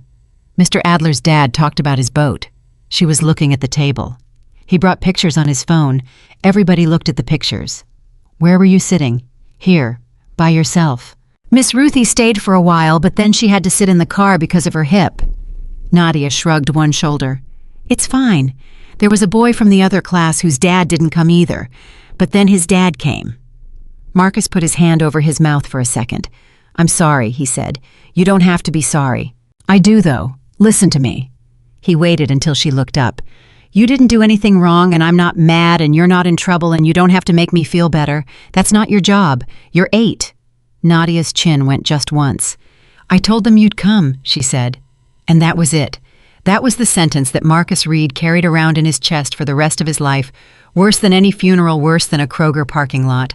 He picked her up off that bench like she was 4 years old and held her, and she put her face in his neck and cried the way kids cry when they've been holding it for 50 minutes in a room full of other people's fathers. One of the custodians stopped stacking chairs. I was about 60 gray in his beard, and he stood there with a chair in his hands, and then he set it down quietly and went out the other door. "Okay," Nadia said finally wetly. "Okay, I'm done." "You sure?" "Yeah." She wiped her face on his collar, which she knew she wasn't supposed to do and did anyway. "Daddy?" "Yeah." "Are we going to eat the donuts?" They sat in an empty school cafeteria at 8:20 in the morning and ate 2 donuts off a paper napkin, and at 8:35, the bell rang, and she went to class, and Marcus Reed walked out to a company vehicle in the parking lot and sat behind the wheel and did not start it for 11 minutes. Then he took out his phone and looked at it. There was no message from Evelyn Carter. There wasn't going to be one. That was the deal. He put the phone away and drove back to the depot and clocked the rest of his Friday. The talk started Monday, but it hadn't started Monday. It had started Thursday night under a streetlight on Kessler Street with a cigarette in it. Kowalski found him at the fuel island. "Hey, Reed." "Morning. You got a minute?" Marcus kept the nozzle in. "Say it." "Somebody's been asking about you." "Who?" "Pauling's assistant called Dispatch Friday. Wanted your schedule for the last 2 weeks. All of it assignments, punch times, vehicle logs." Kowalski put his hands in his jacket. "Whitaker gave it to her. Course he did." "That's fine. My log's clean." "That ain't the part." Kowalski looked at the ground. "Ellis heard it from a guy in facilities who heard it from somebody upstairs. They're saying you were on 19 Thursday night, after hours." Marcus watched the numbers roll on the pump. "They're saying you and her," Kowalski said.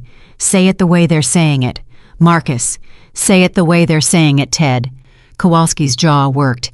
"They're saying the CEO's got a driver she likes, and the driver's got something going, and that's why he's up on 19 at 8 o'clock at night. And somebody said something about the gala, that her car was down, and you took her home, and it was 3 in the morning before the van came back to the lot. The van came back at 3:40. So it's true. The time's true.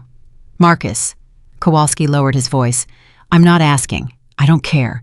I'm telling you because I've been here 19 years and I've seen this exact thing eat 2 guys alive, and neither one of them did anything either." Marcus hung up the nozzle. "Thank you," he said. "Don't thank me, just—" Kowalski stopped. "Just be careful about being right is all. Guys like us being right's what gets you."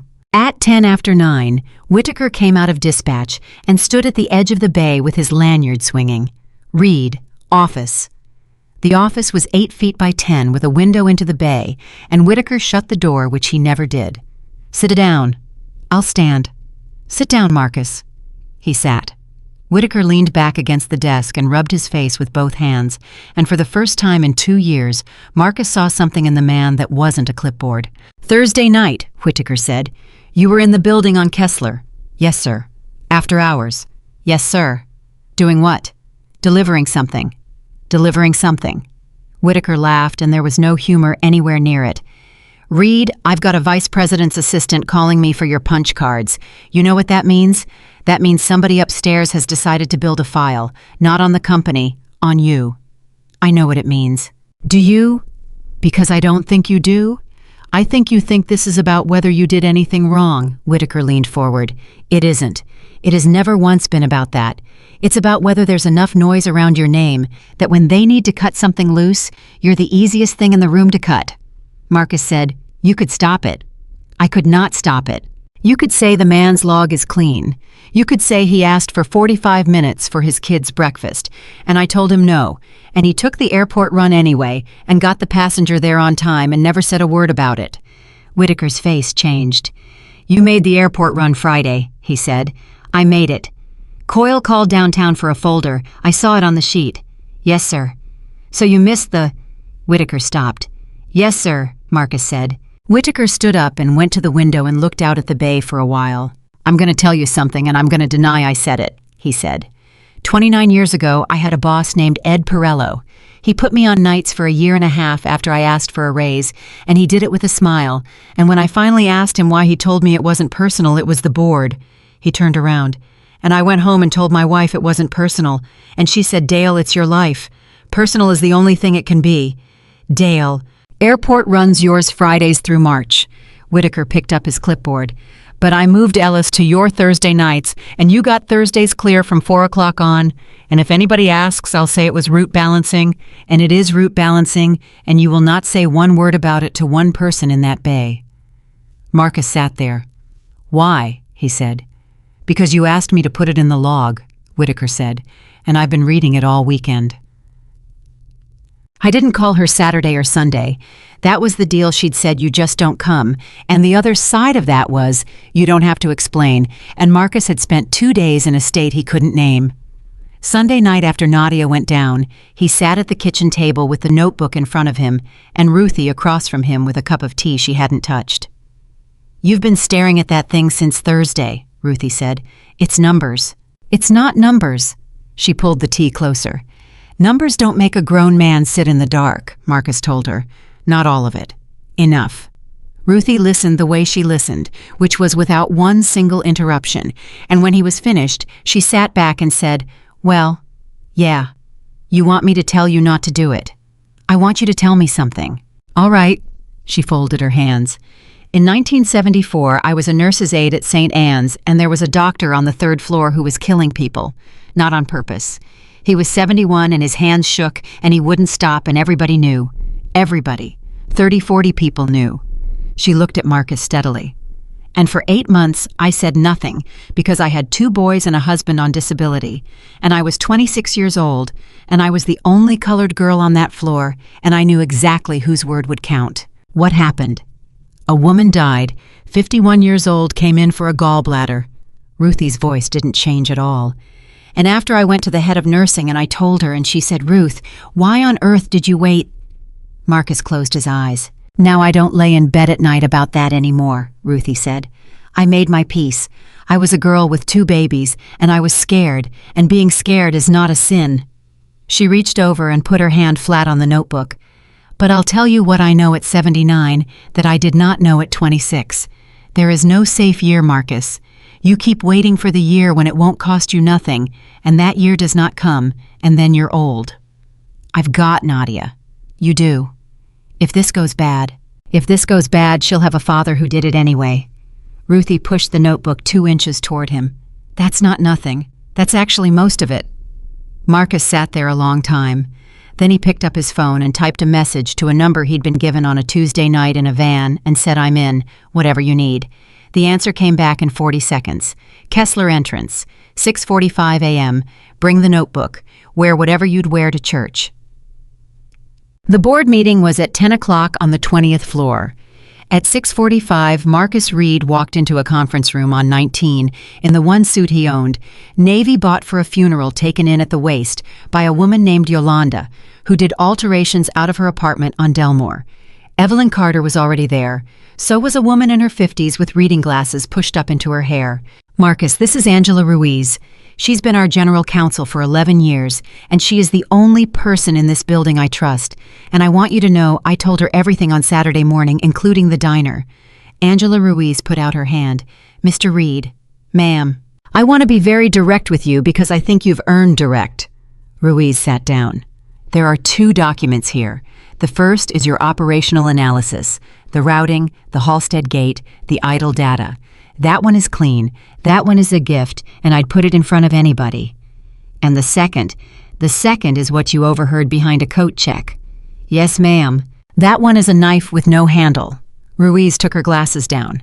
"If Evelyn walks in there and says a member of staff overheard a private conversation, 3 things happen in this order. Vance denies it, then he demands to know who.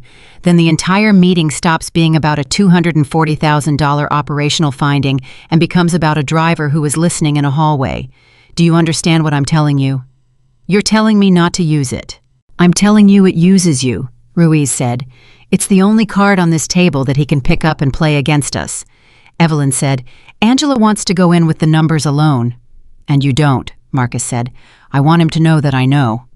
Evelyn's hands were flat on the table. "I have sat across from that man for 6 weeks while he asked me how I was holding up, and I want him to know." "That's not a strategy," Ruiz said. "That's a feeling." "I'm aware of what it is." "Evelyn."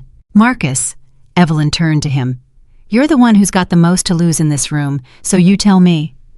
Marcus looked at the 2 documents on the table for a while. "Don't use it," he said. Evelyn's mouth tightened. "Not because I'm scared," Marcus said. "I mean, I am scared, but that's not why. It's because of something you said in the diner.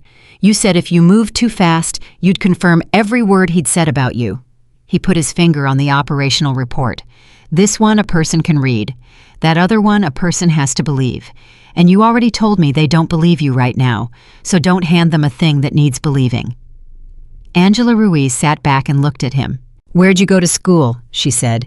"I didn't," Marcus said. "I drove a truck." At 9:52, Evelyn Carter stood up and put her jacket on. "Marcus, you'll wait in here. Angela will come get you if we need you, and we may not need you at all. And if you never set foot in that room today, that's a good outcome, not a bad one." "Yes, ma'am." "And if it goes wrong, it won't go wrong." "If it goes wrong," Evelyn said, "you were delivering a document to counsel. That's the entire truth, and it's also the whole story." "Angela." "I was delivering a document to counsel," Ruiz said. "I asked for it, in writing, Saturday. It's time-stamped." Evelyn Carter stopped in the doorway. "Marcus." "Ma'am." "Whatever happens up there," she said. "Thursday night was the first time in 8 months I've been in a room with somebody who wasn't managing me. I wanted you to hear that before, not after." Then she went up. He waited 2 hours and 11 minutes. He counted because that's what he did with his hands and his head when there was nothing else to do with them. And at 12:03 the door opened, and Angela Ruiz came in alone and shut it behind her. "Sit down," she said. She's fine. Sit down." Marcus sat. "The numbers landed," Ruiz said. "They landed hard." Halloran read the Halstead Gate section twice and asked who Rick Pauling reports to, and Preston had to say himself out loud in front of everybody that he does. So it worked. It worked for about 40 minutes. Ruiz pulled out a chair. Then Preston Vance asked a question. "What question?" "He asked where the analysis came from." Ruiz met his eyes. Evelyn said it came from an employee. He asked which employee. She said she wasn't going to put a name on the table in a hostile room. And he said, Ruiz stopped and took her glasses off. He said, "Would that be the same employee whose vehicle was parked outside your residence at 2:41 in the morning on Wednesday the 14th? The room got very quiet. "He had it printed," Ruiz said. "Building security log from the Beauregard garage camera time-stamped, and the doorman's incident sheet from 92 Larkspur, which they keep, which nobody ever thinks about." Marcus put his hands on the edge of the table. "What did she do?" "She sat there for about 4 seconds. Ruiz's voice went odd. "And then she said, yes, that's the same employee. His name is Marcus Reed. He has been with this company 2 years, and on the night in question, my car was in the garage, and I was not fit to drive, and he took me home. He also bought me a plate of eggs and did not charge it to the company." She said that. She said that, in a boardroom. Ruiz shook her head slowly. Then Preston said, "And I want to get this right," he said. "Evelyn, I think you understand why the board would find this pattern concerning." And she said, "What pattern?" And he said, "A senior executive in a private vehicle with a subordinate at 3 in the morning and 11 days later, that subordinate's work is being used to impeach a member of this board. That's not what happened." "No, but it's a sentence, Mr. Reed, and sentences are what boardrooms run on." Ruiz sat back. Marianne Cheng asked for a recess. They took it. And in the hallway, Cheng told Evelyn quietly, just the two of them, that she was going to have to abstain. Abstain from what? From the vote on whether to open a governance review. So they're doing it. They deferred it. 2 weeks. Ruiz rubbed her eyes. "Which is not a win. It's a stay. In 2 weeks, that room reconvenes, and the only thing anybody will remember is a timestamp at 2:41 in the morning." Marcus sat with that. "Where is she?" "In her office with the door closed." "Is she all right?" Angela Ruiz looked at him for a moment.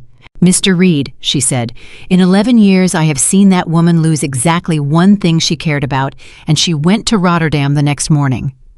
Ruiz stood up. "Go on down the hall." The office had a window that ran the whole wall, and Evelyn Carter was standing at it with her back to the door and her arms crossed. "I told them your name," she said. "I know. I want you to yell at me." "I'm not going to yell at you." "Marcus." She turned around. Her eyes were red and her voice was absolutely level, which he'd learned to read now. "I said I would never say it. I said it to your face in a diner, and then a man put a piece of paper on a table, and I said it in 4 seconds. He already had my name," Marcus said. "He had a garage camera and a doorman's sheet. He had it before you opened your mouth." "That is not the point." "No, ma'am, it's not," Marcus agreed. "The point is what you said after." Evelyn stopped. "Angela told me," Marcus said. "You said I bought you eggs and didn't charge it." "Because it was true." "Miss Carter." Marcus came a few steps into the room. "There's about 240 men in this city who've been in a room where somebody said their name in a certain kind of way, and I'd bet you every dollar I've got that not one of them ever had the person at the head of the table say the second sentence. He shook his head. You could have let it hang. Most would. You put your whole self between me and it. And it cost you. It cost us both. It'll cost you more. Probably, Marcus said. That's usually how it works. Evelyn turned back to the window. 2 weeks, she said. Yes, ma'am. He doesn't need to win in 2 weeks, do you understand that? He doesn't need a single vote. All he needs is for the story to sit in that room for 14 days and get comfortable. She pressed her fingertips to the glass. I know exactly how this ends because I've watched it end to other people. Nobody accuses you of anything. They just stop putting you on the agenda. Then don't give it 14 days. She turned her head. Meaning right now the only thing in that room is a story about you, Marcus said. You need something in there that's bigger than the story. Such as, I don't know, Marcus said. I'm a driver. At 4:15 that afternoon, the thing that was bigger walked in the front door on its own. Angela Ruiz called Evelyn at home at 6:50 that evening, and Evelyn called Marcus at 6:53, and he was standing in his kitchen with a pot of rice on the stove and Nadia doing spelling at the table. Marcus, ma'am, Meridian Grocery Group is terminating. Marcus turned the burner down. Say that again. Meridian, 1,100 stores, 31% of our revenue book. Her voice was moving faster than he'd ever heard it. They filed notice of material breach at 4:15 this afternoon. They have 30 days, and they've attached a claim for $4.2 million in remedial costs. Over what? Over the cutover. In April, we migrated their Midwest distribution onto our new scheduling platform. Rick Pauling ran it. Since April 14th, we have missed the delivery window on 940 of their store runs, and their VP of Supply Chain, a man named Ray Dockery, has sent us 11 letters, and every one of those letters was answered by Pauling's office with a note that said, the variance was within tolerance. Was it? I don't know, Evelyn said. That's the problem, Marcus. I have a 100-page platform report that says everything's fine, and a customer with a lawyer who says nothing's fine, and I have 4,000 employees whose jobs are attached to 31% of a revenue book, and I have 9 days before a board meeting where a man is going to say correctly that this happened on my watch. Marcus looked at his daughter, bent over a spelling list. Where'd the 940 come from, he said. Their system. No, ma'am, I mean who counted it. There was a pause on the line. What do you mean, who counted it? I mean, what's their definition of a miss, Marcus said, because Meridian's got docks with appointment windows on them, and a lot of those windows are 30 minutes wide, and the clock doesn't start when the truck gets to the store. It starts when the truck gets scanned. Explain that to me. There's a guy at this gate with a handheld, Marcus said. He scans you in. That's your arrival time. If he's on break or he's on the other side of the lot or the handheld's out of signal, and half of Meridian's Midwest yards are metal buildings, you sit there. You're there. Your wheels are on their property. But you're not scanned, so as far as the system's concerned, you haven't arrived. Silence. How do you know that? Because I ran the Meridian lane for 8 months before I got put on the executive rotation, Marcus said. Everybody who runs it knows. We used to make bets on the Fort Wayne yard. Marcus. Her voice had changed completely. How much of it percentage? Guess. I'm not going to guess.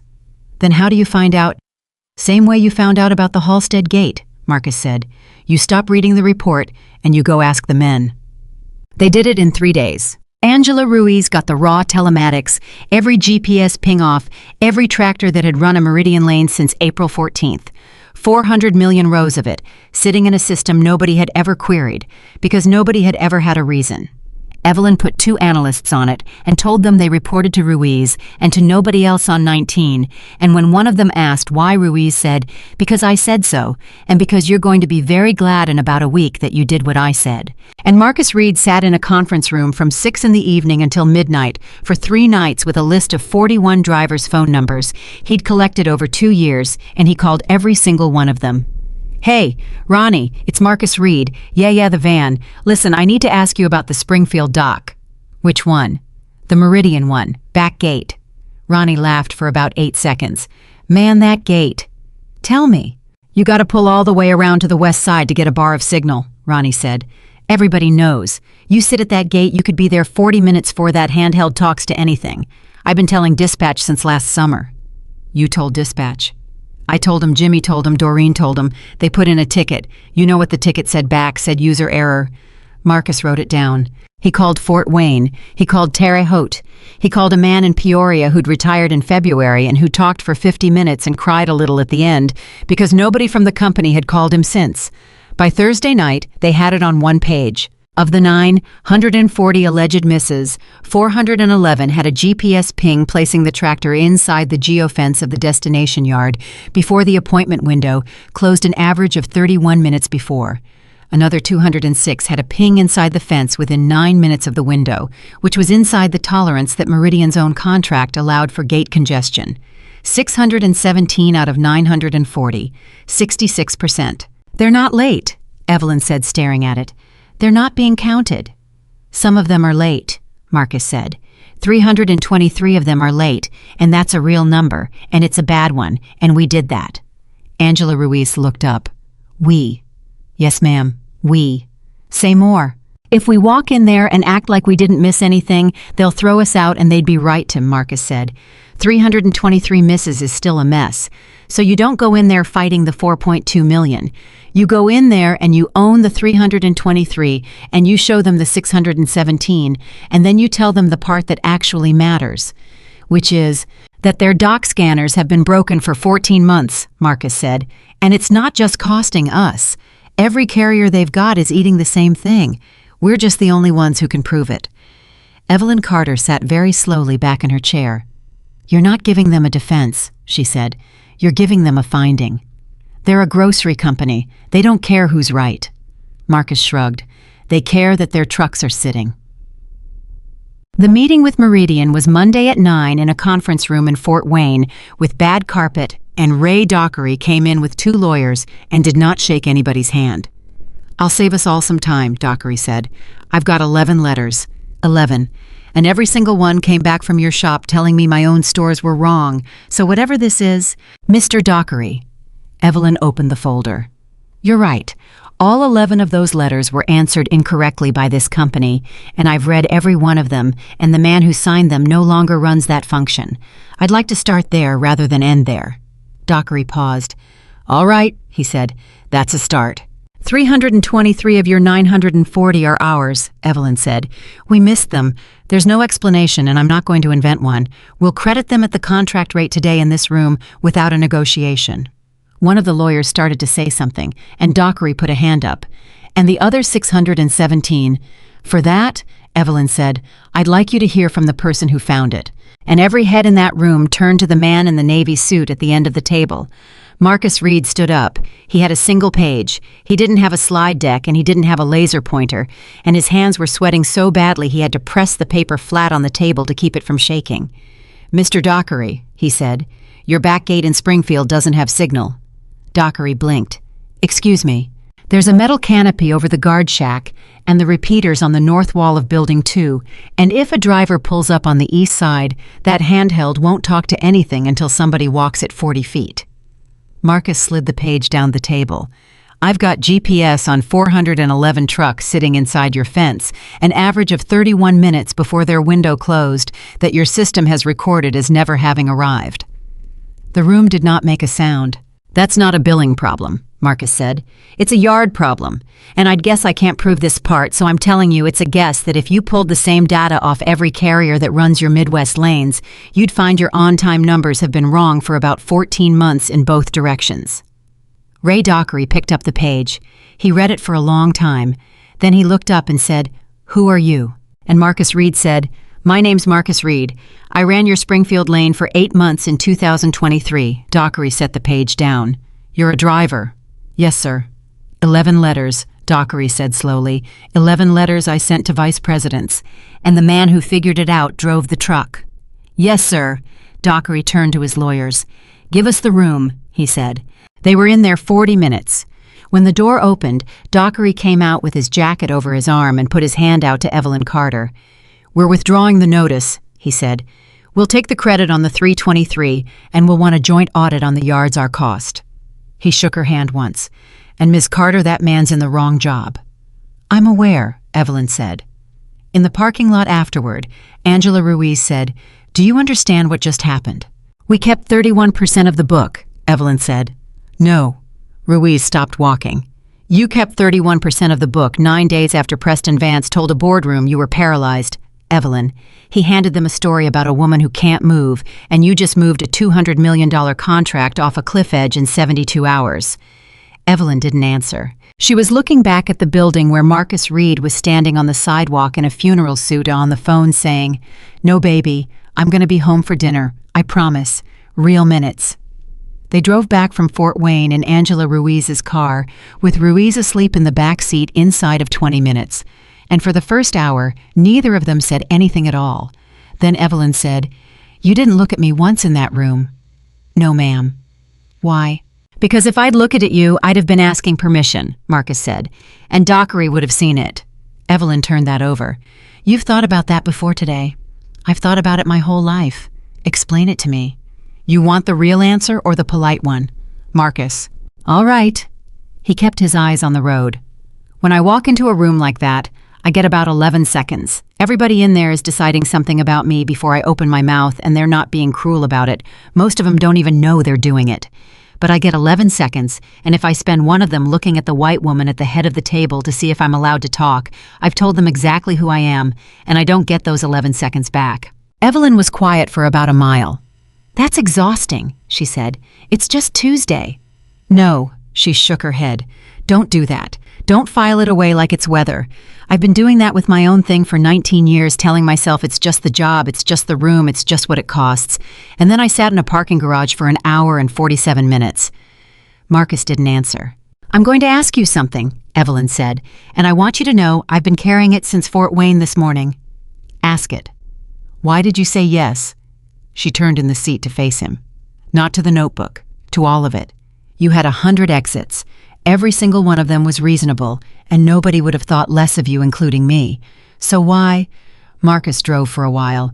"You want to hear something I've never said out loud?" "Yes." "When Dana was sick," he said, "there were 4 months where I did everything right. Every appointment, every pill, every insurance call. I had a binder, Miss Carter, a 3-ring binder with tabs, and I did all of it perfectly, and she died anyway." He changed lanes. "And what that taught me, the wrong lesson. I know it's the wrong lesson, is that doing everything right doesn't buy you anything.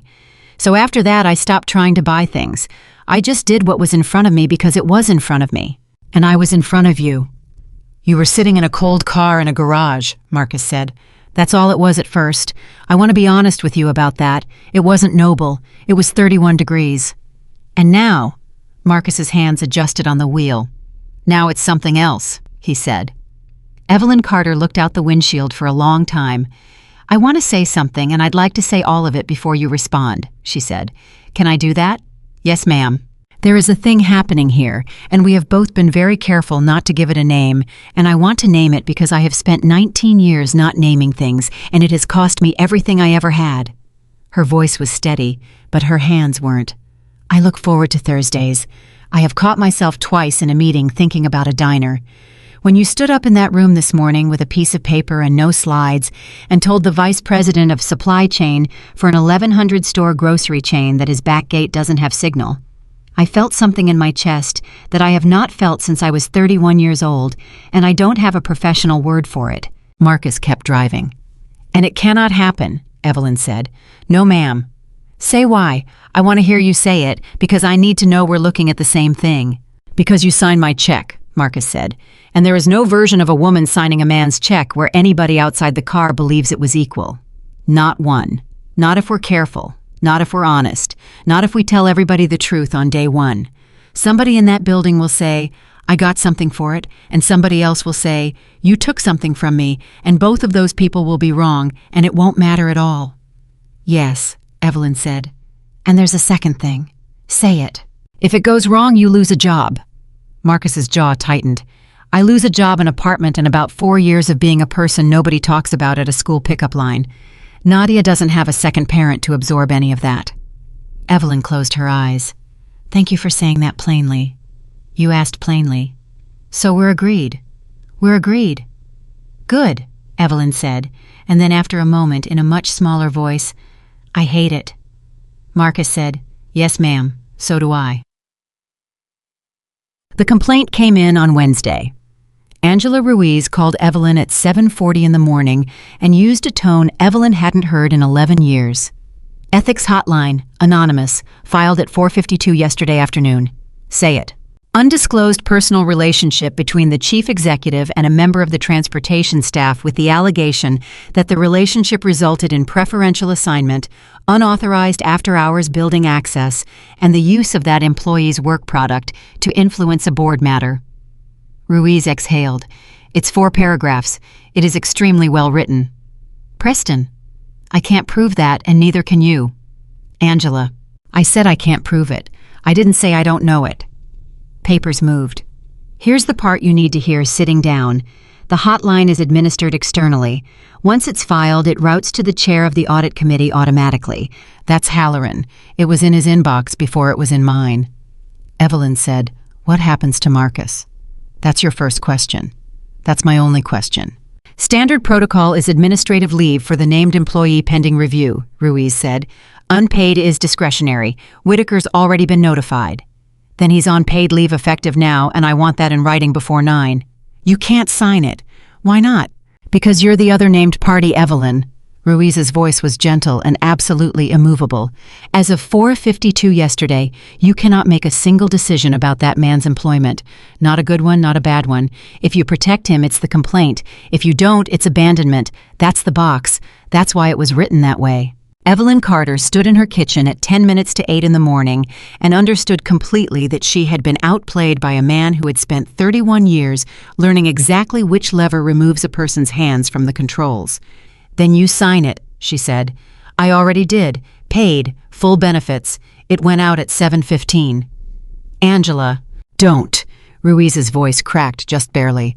I've been general counsel here for 11 years, and I have never once liked a decision I made at 7 in the morning. This one I like. Let me have it.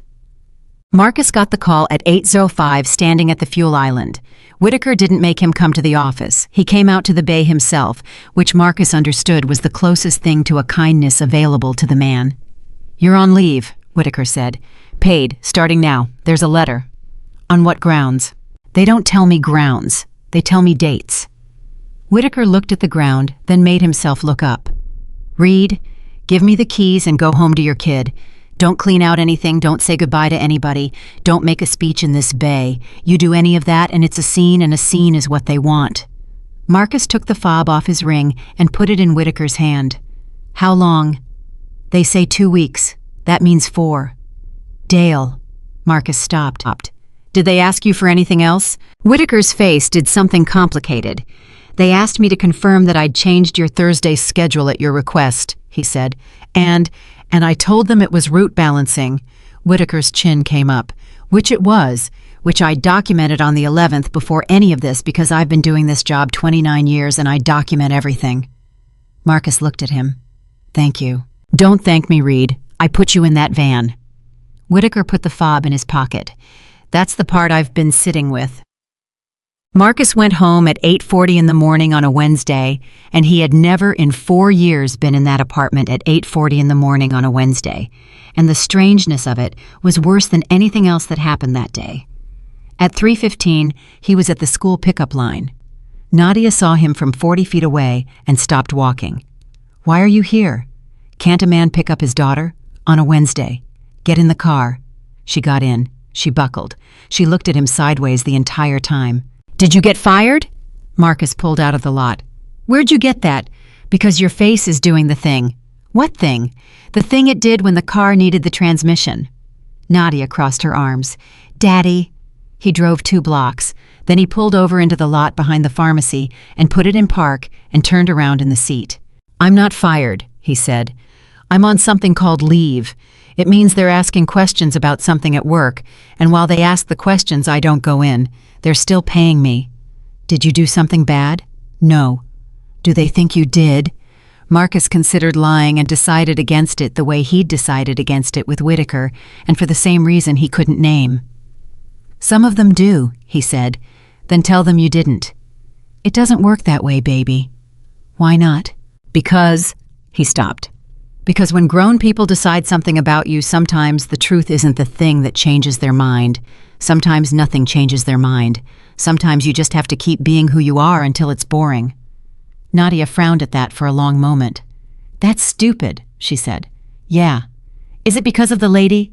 Marcus went absolutely still. "What lady?" "The lady in the car." Nadia looked at her shoes. "The night you called me.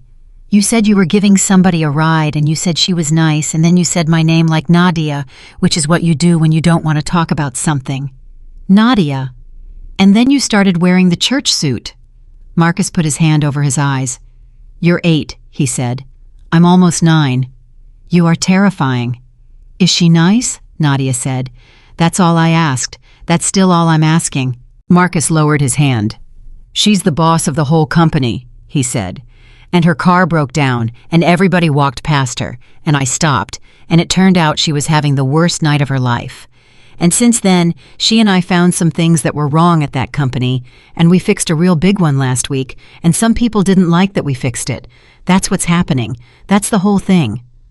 Nadia absorbed this. "So you're in trouble for helping?" "More or less." "That's really stupid." "Yes, it is." "Does she know it's stupid?" "She knows better than anybody." Nadia nodded slowly, satisfied, and then she said, "Can we get the pancake with the face? It's 3:30 in the afternoon. Dot doesn't care what time it is." Dot did not in fact care what time it was. The review took 9 days. An outside firm sent 2 people. They interviewed Whitaker, they interviewed Kowalski, they interviewed Ellis and the temp at reception on 19 and Anthony the doorman at 92 Larkspur. And on the 4th day, they interviewed Marcus Reed for 2 hours and 40 minutes in a rented conference room across from a Chick-fil-A. "Mr. Reed, on the night of the 14th, did Ms. Carter ask you to drive her somewhere other than her residence?" "Yes." "Where?" "A diner on 9th Street." "Whose idea was the diner?" "Mine." "Did she ask you to keep that from anyone?" "No." "Did you have physical contact with Miss Carter that night?" Marcus's hands didn't move. "I put my jacket on her because it was 31 degrees and she was in a cocktail dress," he said. "I got down on one knee to do it, so I wasn't reaching over her head. That's the physical contact. You can have my jacket if you want it." The 2 of them wrote for a while. "Mr. Reed, has your compensation title or assignment changed since the 14th? No. Has anything about your employment improved since the 14th? "I got my Thursday nights back," Marcus said, "and then I got put on leave, so I'd call that about even." One of them almost smiled. "Last question. Do you have romantic feelings for Evelyn Carter?" Marcus sat in that rented room for a while. "Yes," he said. Both pens stopped. "You understand what you just did," the older one said. "I understand exactly what I just did," Marcus said. "You want to know what I don't understand? Why anybody thinks the answer to that question tells you a single thing about whether the Halstead gate has 1 guard." He leaned forward. "Nothing happened. Nothing was ever going to happen while she signs my check, and she and I said that out loud to each other in a car on the way back from Fort Wayne, and I'll say it to you now. But you asked me what's in my chest, and I'm 34 years old, and I've buried a wife, and I'm not going to lie about what's in my chest to keep a job driving a van." They wrote for a long time. Evelyn's interview was 90 minutes, and she answered every question in complete sentences and volunteered 3 things nobody asked her. The first was that on the night of the 14th, her vehicle had been fully operational. The second was that she had personally requested Marcus Reed come to the 19th floor after hours on the 22nd, that no one had authorized it, and that it had been her decision alone. The third was that she had 12 days earlier formally recused herself from all decisions regarding transportation staffing and had documented it with counsel. And here was the memo timestamped. "Ms. Carter, why did you volunteer that first item about the car?" "Because it's the only interesting fact in this entire matter," Evelyn said. "And if I don't put it on the table, someone will spend 3 days discovering it and then believe I was hiding it." "You could have simply said the car wouldn't start." "Yes." "Why didn't you—" Evelyn Carter folded her hands. "Because a man in a parking garage went out of his way to make sure I never had to say it out loud," she said, "and I've decided I'd rather be the kind of person who says it out loud." The board reconvened on a Thursday at 10. Angela Ruiz walked into Evelyn's office at 8:15 with a folder and did not sit down. "I need 11 minutes, she said. "Go." "On Monday, I subpoenaed nothing. I asked nobody for anything, and I did not do one single thing that could be characterized as an investigation." Ruiz opened the folder. I read the 11 letters. Dockery's letters.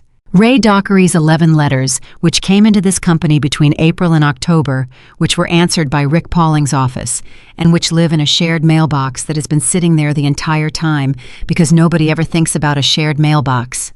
She laid out 3 pages. Letters 1 through 4 were answered by Pauling's analyst. Letters 5 through 11 were answered by Pauling personally. I know all this.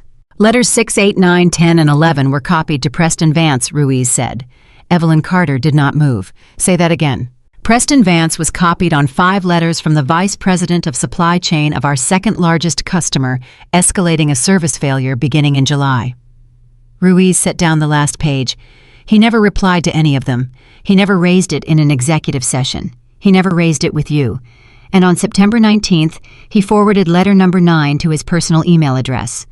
Angela. That last part is not an inference. It's in the header. Evelyn stood up and walked to the window and stood there with her back to the room. He knew Meridian was going to break, she said. He knew in July. He knew in July, and he sat on it, and he spent 6 weeks telling board members I was paralyzed. He was waiting for it to detonate on your watch, Ruiz said. It was going to be the second item. The Q3 shortfall was the setup. Meridian was the closer. Except it didn't detonate. Except a driver knew about a gate in Springfield, Ruiz said, and you kept the contract in 72 hours, and now the closing argument is a pile of ash, and the only thing he's got left is a hotline complaint about a jacket. Evelyn turned around. How do I use this without looking like I went digging? You don't use it, Ruiz said. I use it. I'm general counsel. Reviewing correspondence in a customer's notice of material breach is not digging, it's malpractice not to. I'll present it as a records finding in the ordinary course with no adjectives, and I will not draw one single conclusion out loud. They'll draw it themselves. Evelyn. Ruiz closed the folder. They will draw it in about 4 seconds, and it will be theirs, and that is the only version of this that works. Marcus Reed spent that Thursday morning at a laundromat on Delmore Street with 2 bags of clothes and a phone he checked 11 times. At 9:58, he stopped checking it and made himself sit down. At 12:41, it rang. Marcus. Ma'am? It's over, Evelyn Carter said. He put his hand flat on the folding table. Say it in order. Angela presented a records finding at 10:20. Correspondence review from the Meridian breach file, 11 letters, 5 of them copied to Preston, 1 of them forwarded to his personal email in September. Her voice was doing something he'd never heard it do, not triumph, something colder and more tired than that. She read it like a weather report. She used the word noted 4 times, and then she closed the folder and asked if there were questions. Were there? Marianne Cheng asked one. Evelyn paused. She said, Preston, when did you first become aware of the Meridian service issue? And he said October. And the letters say July. The letters say July. Evelyn exhaled. Halloran asked for the room. I left. I sat in the hall outside my own boardroom for 50 minutes, Marcus, which I want you to appreciate as a piece of theater. And then Angela came out and said Preston had offered to resign for personal reasons effective immediately, and the board had accepted it, and that Rick Pauling was being separated with cause, and that the governance review was withdrawn. Withdrawn. Unanimously. Chung moved it. Marcus sat in a laundromat with his eyes shut. You still there, Evelyn said. I'm here. There's more, and it's about you. All right. The outside firm delivered its findings to the audit committee at 8 this morning.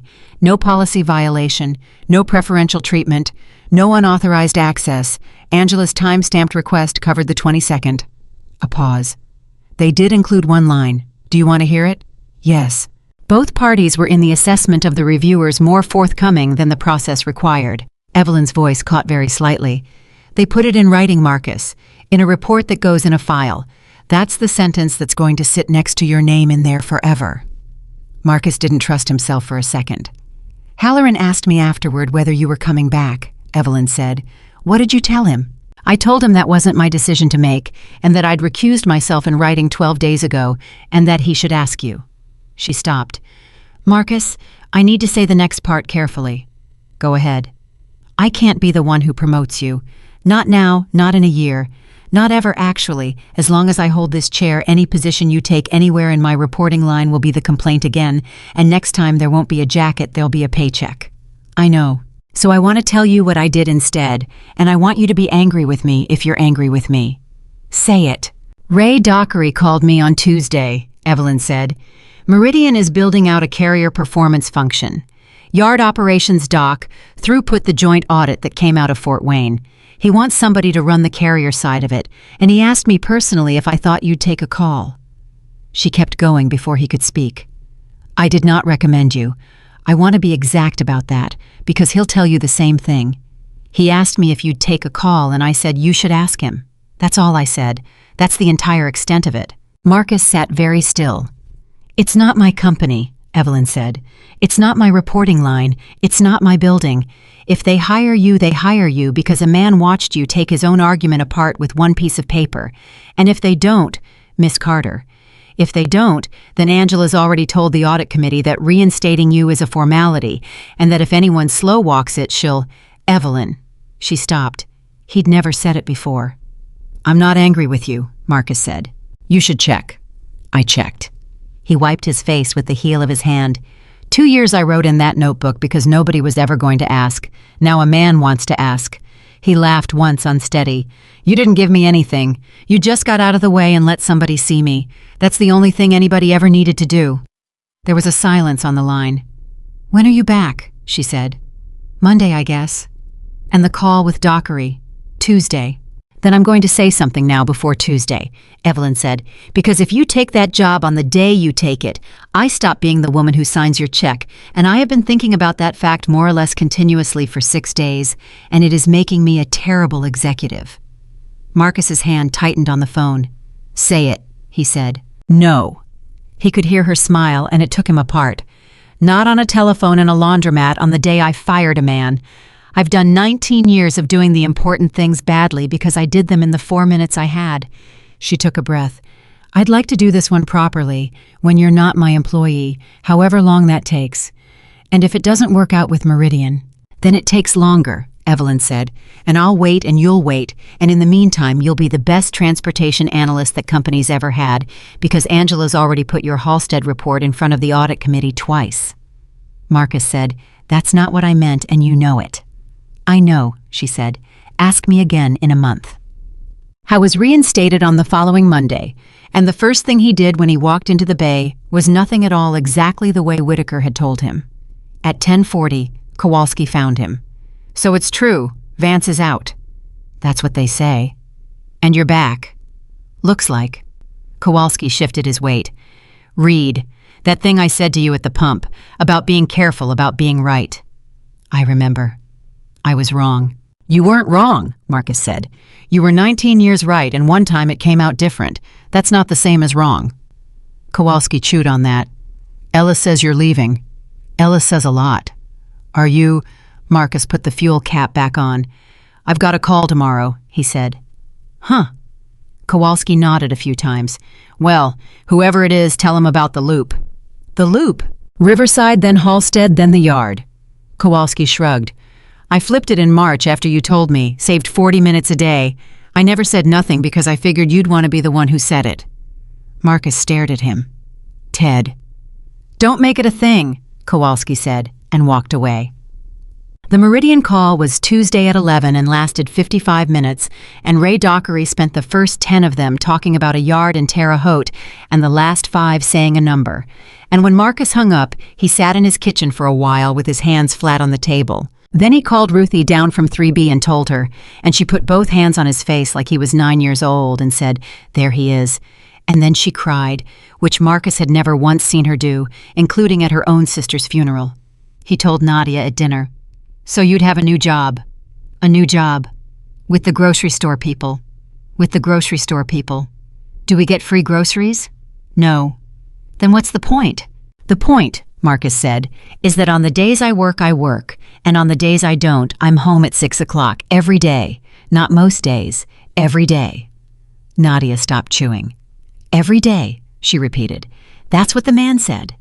She looked down at her plate for a while, and when she looked up, her eyes were shining, and she was doing that thing where she covered her crooked teeth with her hand. So next year, she said, if there's a breakfast... Marcus got up and came around the table and crouched down beside her chair eye level, because that was the rule, and when it mattered, you got down to her height. There's a breakfast in October, he said. I already looked. On the last Thursday in November, Evelyn Carter walked into the 9th Street Diner at 6:15 in the evening wearing jeans, which was a garment Marcus Reed had not previously believed she owned. Dot looked up from the register. "Well, look who ate the eggs." "I ate the eggs. Booth in the back's got somebody in it." "I know," Evelyn said. "I'm meeting him." Marcus stood up when she got there, which he did without thinking about it, and Evelyn stopped for a second because she was not used to it. "You're early," he said. "I left at 5:45. "You left the office at 5:45. "I left the office at 5:45, Evelyn said, sitting down, and Angela stood in my doorway and applauded, which I found unnecessary. 9 days, Marcus said. 9 days until what? Until I'm not your employee. Evelyn Carter looked across the table at him. 8, she said. Payroll runs on the 5th. 8. I've counted it about 400 times. So have I, Marcus said. It's a bad habit. I've got it too.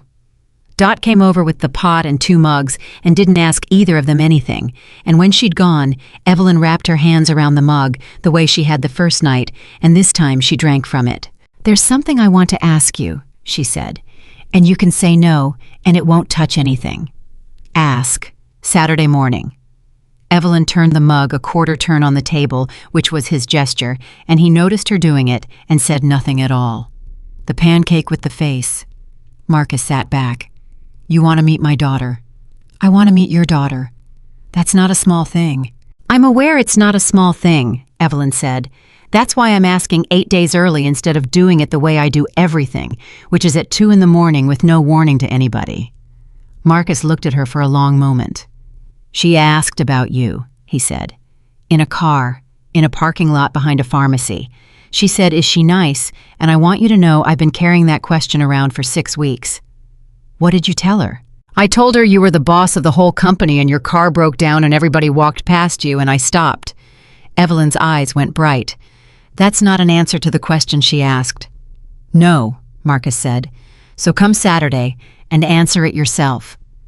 Saturday morning came in gray and cold, and Marcus Reed was awake at 5:40 out of pure habit and lay there for 10 seconds, which was still the deal. Then he got up and made coffee and stood in his kitchen and understood that he was nervous in a way he had not been nervous since a hospital hallway 4 years ago.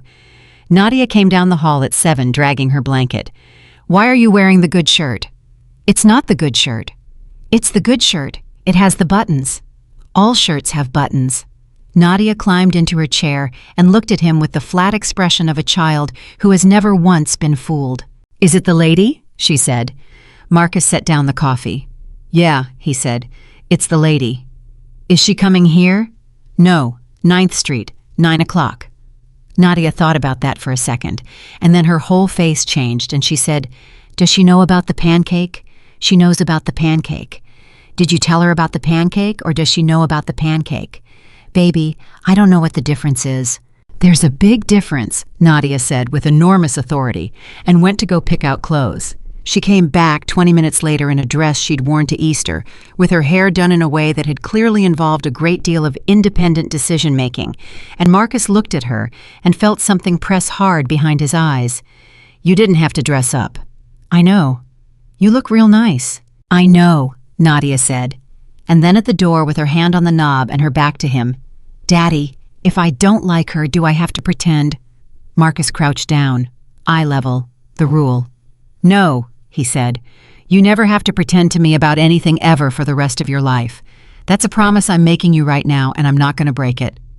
Okay, but I want to ask you for something. What? Give her the whole hour, Marcus said. Not 5 minutes. The whole hour. Then you tell me the truth. Nadia considered this like a small judge. Okay, she said. The whole hour. Evelyn Carter was already there. That was the first thing.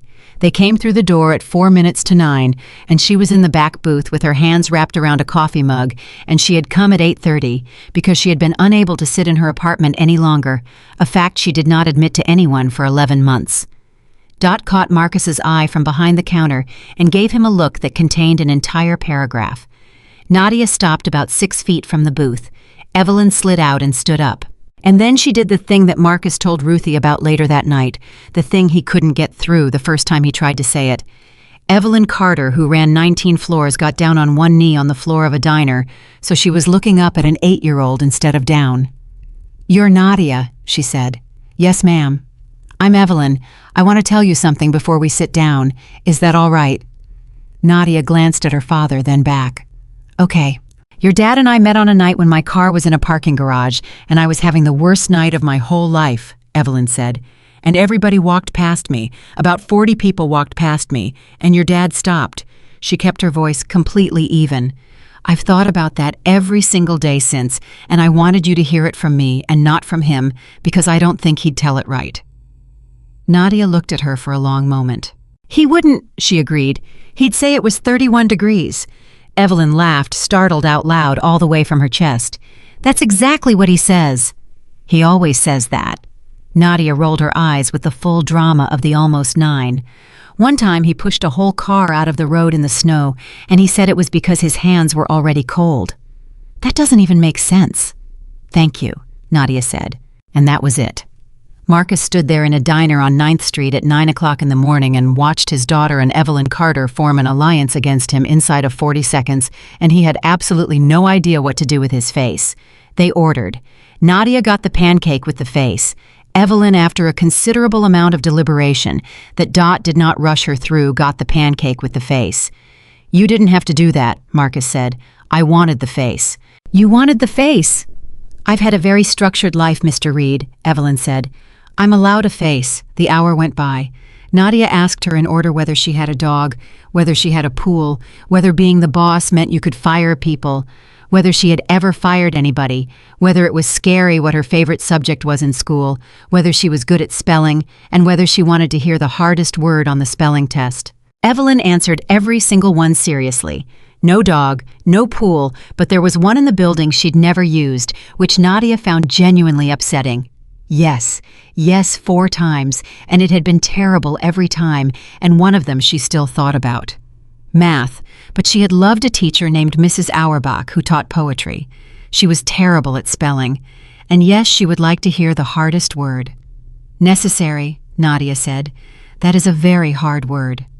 "It's got a trick." "Tell me the trick." "1 collar and 2 sleeves," Nadia said. "1 C, 2 S's. Mrs. Danvers taught us." Evelyn Carter put her fork down and stared at the child. "I'm 44 years old," she said, "and no one has ever told me that." "Well, now you know." "Now I know." At 10:05, Nadia went to the bathroom, and Marcus and Evelyn sat in a booth with 2 ruined pancake faces between them and did not say anything for a moment. "You're doing fine," Marcus said. "I have negotiated with the Port Authority of Rotterdam," Evelyn said. "I have never been this frightened in my life." "You got down on the floor." "What?" "When you met her." Marcus turned his cup a quarter turn. "You got down on one knee so she wouldn't have to look up at you." "That's what you did to me in the garage." "I know." Evelyn's face changed. "I wasn't copying you," she said. "I didn't even think about it. I know," Marcus said. "That's the part." Nadia came back and delivered her verdict 2 hours later in the car, unprompted halfway across the Delmore Street Bridge. "She's nice," she said. "Yeah. She listens with her whole face." Marcus looked at his daughter in the mirror. "Say that again." "Some grown-ups listen with just their ears," Nadia said, "and you can tell because they're already doing the next thing. She listens with her whole face." She shrugged and went back to the window. "Also, she got the pancake. That's a good sign." "Is it Daddy?" said Nadia Rose Reed, 8 years old, obviously. 8 days later, the payroll ran on the 5th, and Marcus Reed stopped being an employee of Carter Global Logistics. His last day at the depot was a Thursday, and he did not make a speech in the Bay because he had promised Dale Whitaker he wouldn't, and Dale Whitaker made one instead, which nobody expected, least of all Dale Whitaker. He stood on the step of dispatch with his lanyard on and 40 men in front of him, and he said, "Reed's leaving. He's going to Meridian to run their carrier side, which means about half of you are going to be talking to him on a phone in about 6 weeks, and you should be nice to him." A few people laughed. Whitaker didn't. 2 years ago, he handed me 12 pages about the Riverside Loop, and I told him drivers drive. That's the whole story. I want you to hear it from me instead of from somebody else because it's mine. He looked out at the bay. "If any one of you has got 12 pages, my door's open, and this time, I'll read it." Kowalski was the one who started clapping. Ellis picked it up.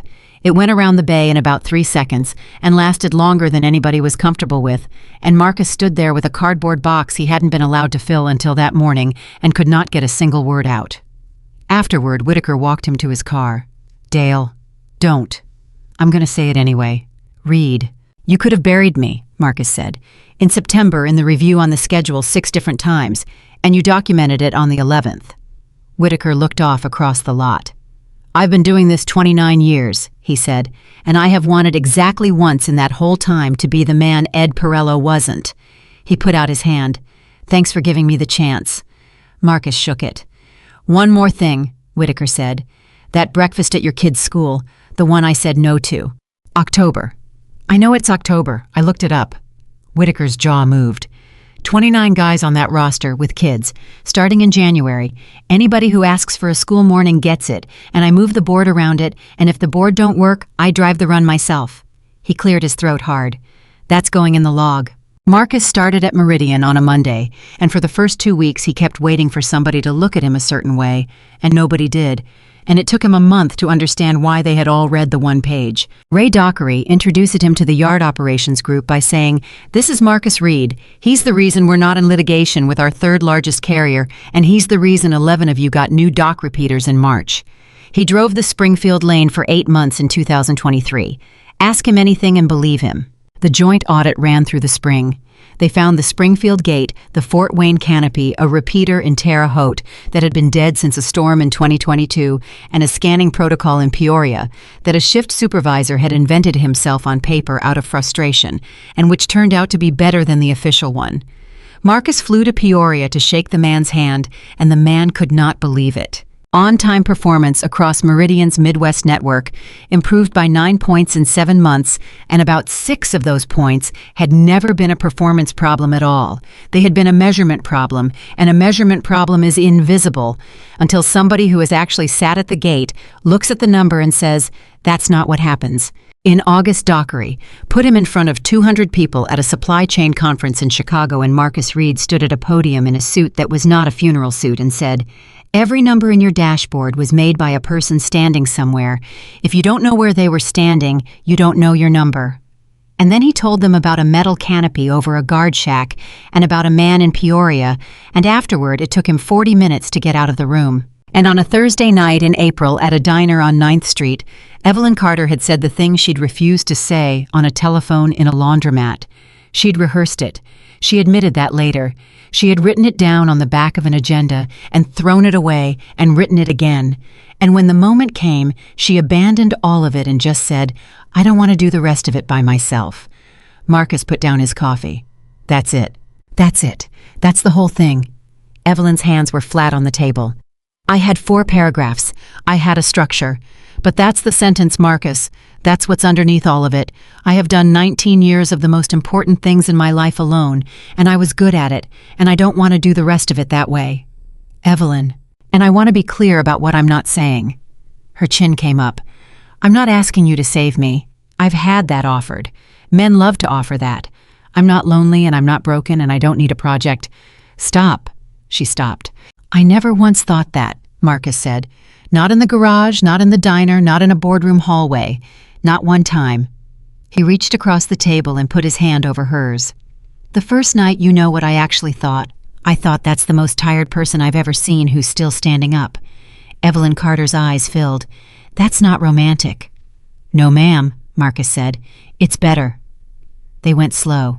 That was a decision they made out loud in words on a bench outside the diner in the cold, and both of them stuck to it in a way that would have surprised anybody who'd read the 4 paragraphs of an anonymous hotline complaint filed at 4:52 on a Tuesday afternoon. Slow meant Saturday mornings.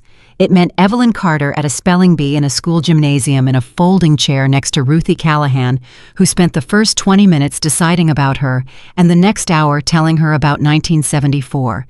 It meant a woman who had never cooked anything in her life, learning to make exactly one thing a pot roast and making it badly for 4 months, and then abruptly in July making it extremely well.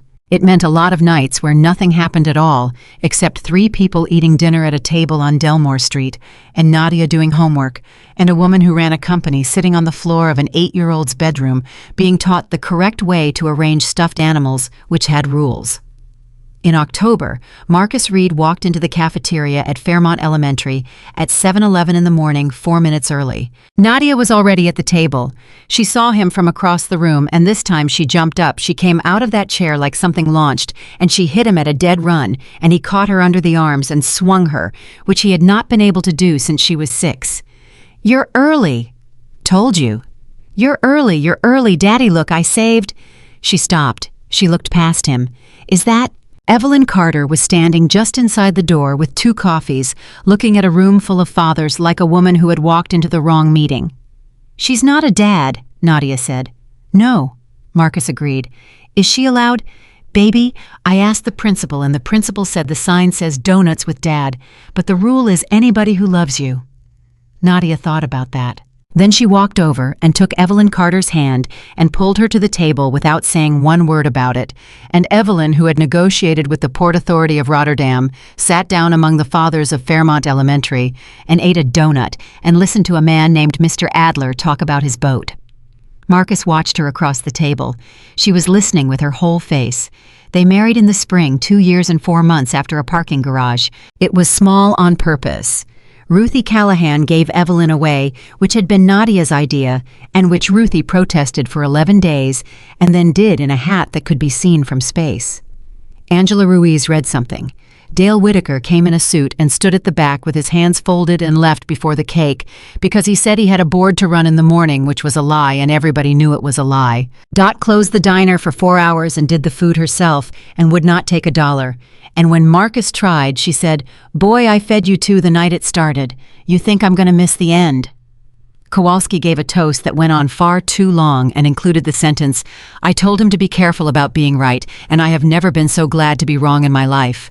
And then he had to sit down. And Nadia Rose Reed, 10 years old, in a green dress. She picked herself, stood up at the end with a folded piece of paper in her hands, and said she had written something. She read it in a clear voice with almost no shaking. She said that when she was little, her dad used to write her a note every day and put it under the apple in her lunch, and that the note always said the same thing, and that she had kept every single one of them in a shoebox, and there were 1,406 of them. She said the note said, "You are the best part of my whole day." And then she said, "And now there's a lady who says it too, and she says it different, but she means the same thing, and I just wanted everybody here to know that we didn't get her because we were lucky." She looked up. "We got her because my dad stopped." There wasn't a dry eye in that diner, including Dot's, including Dale Whitaker's, who was standing at the back and had not in fact left yet. Years later, when Evelyn Carter was asked at a conference on a panel by a young woman from a business school who wanted to know about the turnaround, what the single most important moment of her career had been, everybody in that room expected her to say, "The Meridian Save." That was the one in the case study. 72 hours, 31% of the revenue book, a governance review, withdrawn unanimously. She said, "The night my car didn't break down." The room laughed uncertainly. "I'm not being clever," Evelyn said. In January of that year, I sat in a parking garage for 1 hour and 47 minutes because I could not make myself go upstairs to an empty apartment. My car was fine. I want to be precise about that because for a long time I let people believe otherwise, and I've stopped doing that. She looked out at 400 people. I had 611 contacts in my phone. I went through all of them twice. And a man I had never spoken to who had driven me 14 times and whose name I did not know came up to that level because a security guard mentioned there was a car nobody had come down for. She paused. He opened the hood. It took him 11 seconds to know there was nothing wrong with it, and then he closed the hood and told me to try the key again so that I would never have to say out loud that I'd been lying. Her voice stayed level. It always did. Everything else, the routing analysis, the Halstead Gate Meridian, all of it came out of that 11 seconds. Because a man decided that the most important thing in that garage was not being right. It was letting me keep my dignity. The young woman asked what she'd learned from it. That most of what I'd been taught about leadership was decoration, Evelyn said. The whole apparatus, the composure, the never letting them see it, the being the strongest person in the room. It doesn't build anything. It just makes you very expensive to be around. She folded her hands. And that the person in your building who can save your company is almost never the person you're paying to save your company. It's usually somebody nobody asks. My advice is go ask. It's the entire job. Everything else is scheduling. And Marcus Reed, for his part, was asked about it exactly once by a reporter doing a piece on the Meridian audit, who wanted to know how a company driver had found something that $80,000 of consultants had missed. He said, "I didn't find anything. I just wrote down what I saw at the gate every morning for 2 years." The reporter asked why he'd bothered when nobody was reading it. Marcus thought about that for a while. "My wife asked me the same thing once," he said. "She asked if I ever thought about quitting the notebook. And the truth is, I did. About 100 times, mostly on the nights I got home after my daughter was already asleep." He turned his coffee cup a quarter turn on the table. "But here's the thing nobody tells you. You don't keep doing the right thing because somebody's going to see it. You keep doing it because if you stop, then the day somebody finally does look, there won't be anything there." He shrugged. 2 years of numbers in a $2 notebook, he said. It saved a $200 million contract and 1,100 jobs. But that's not why I wrote it. I wrote it because it was true, and because I was there, and because writing it down was the only way I had of saying I was here and I was paying attention. The apartment on Delmore Street is somebody else's now. The house they bought is 11 minutes from Fairmont Elementary and has a room on the ground floor with its own bathroom, which was not an accident, and which Ruthie Callahan moved into on a Tuesday in November after a fall on the stairs of 3B protesting the entire time, and which she lived in for 6 more years, and where she died in her sleep at 86 with her 4 sons and Marcus and Evelyn and a young woman named Nadia in the house. The notebook is in a drawer in that house, cover soft as cloth corner curled coffee ring on the front. And on a night in January every single year, a family drives out to a diner on 9th Street and sits in the back booth and orders eggs scrambled side of wheat with the potatoes, even though nobody asked for the potatoes, because a woman sat in a cold car for an hour and 47 minutes with no one to call.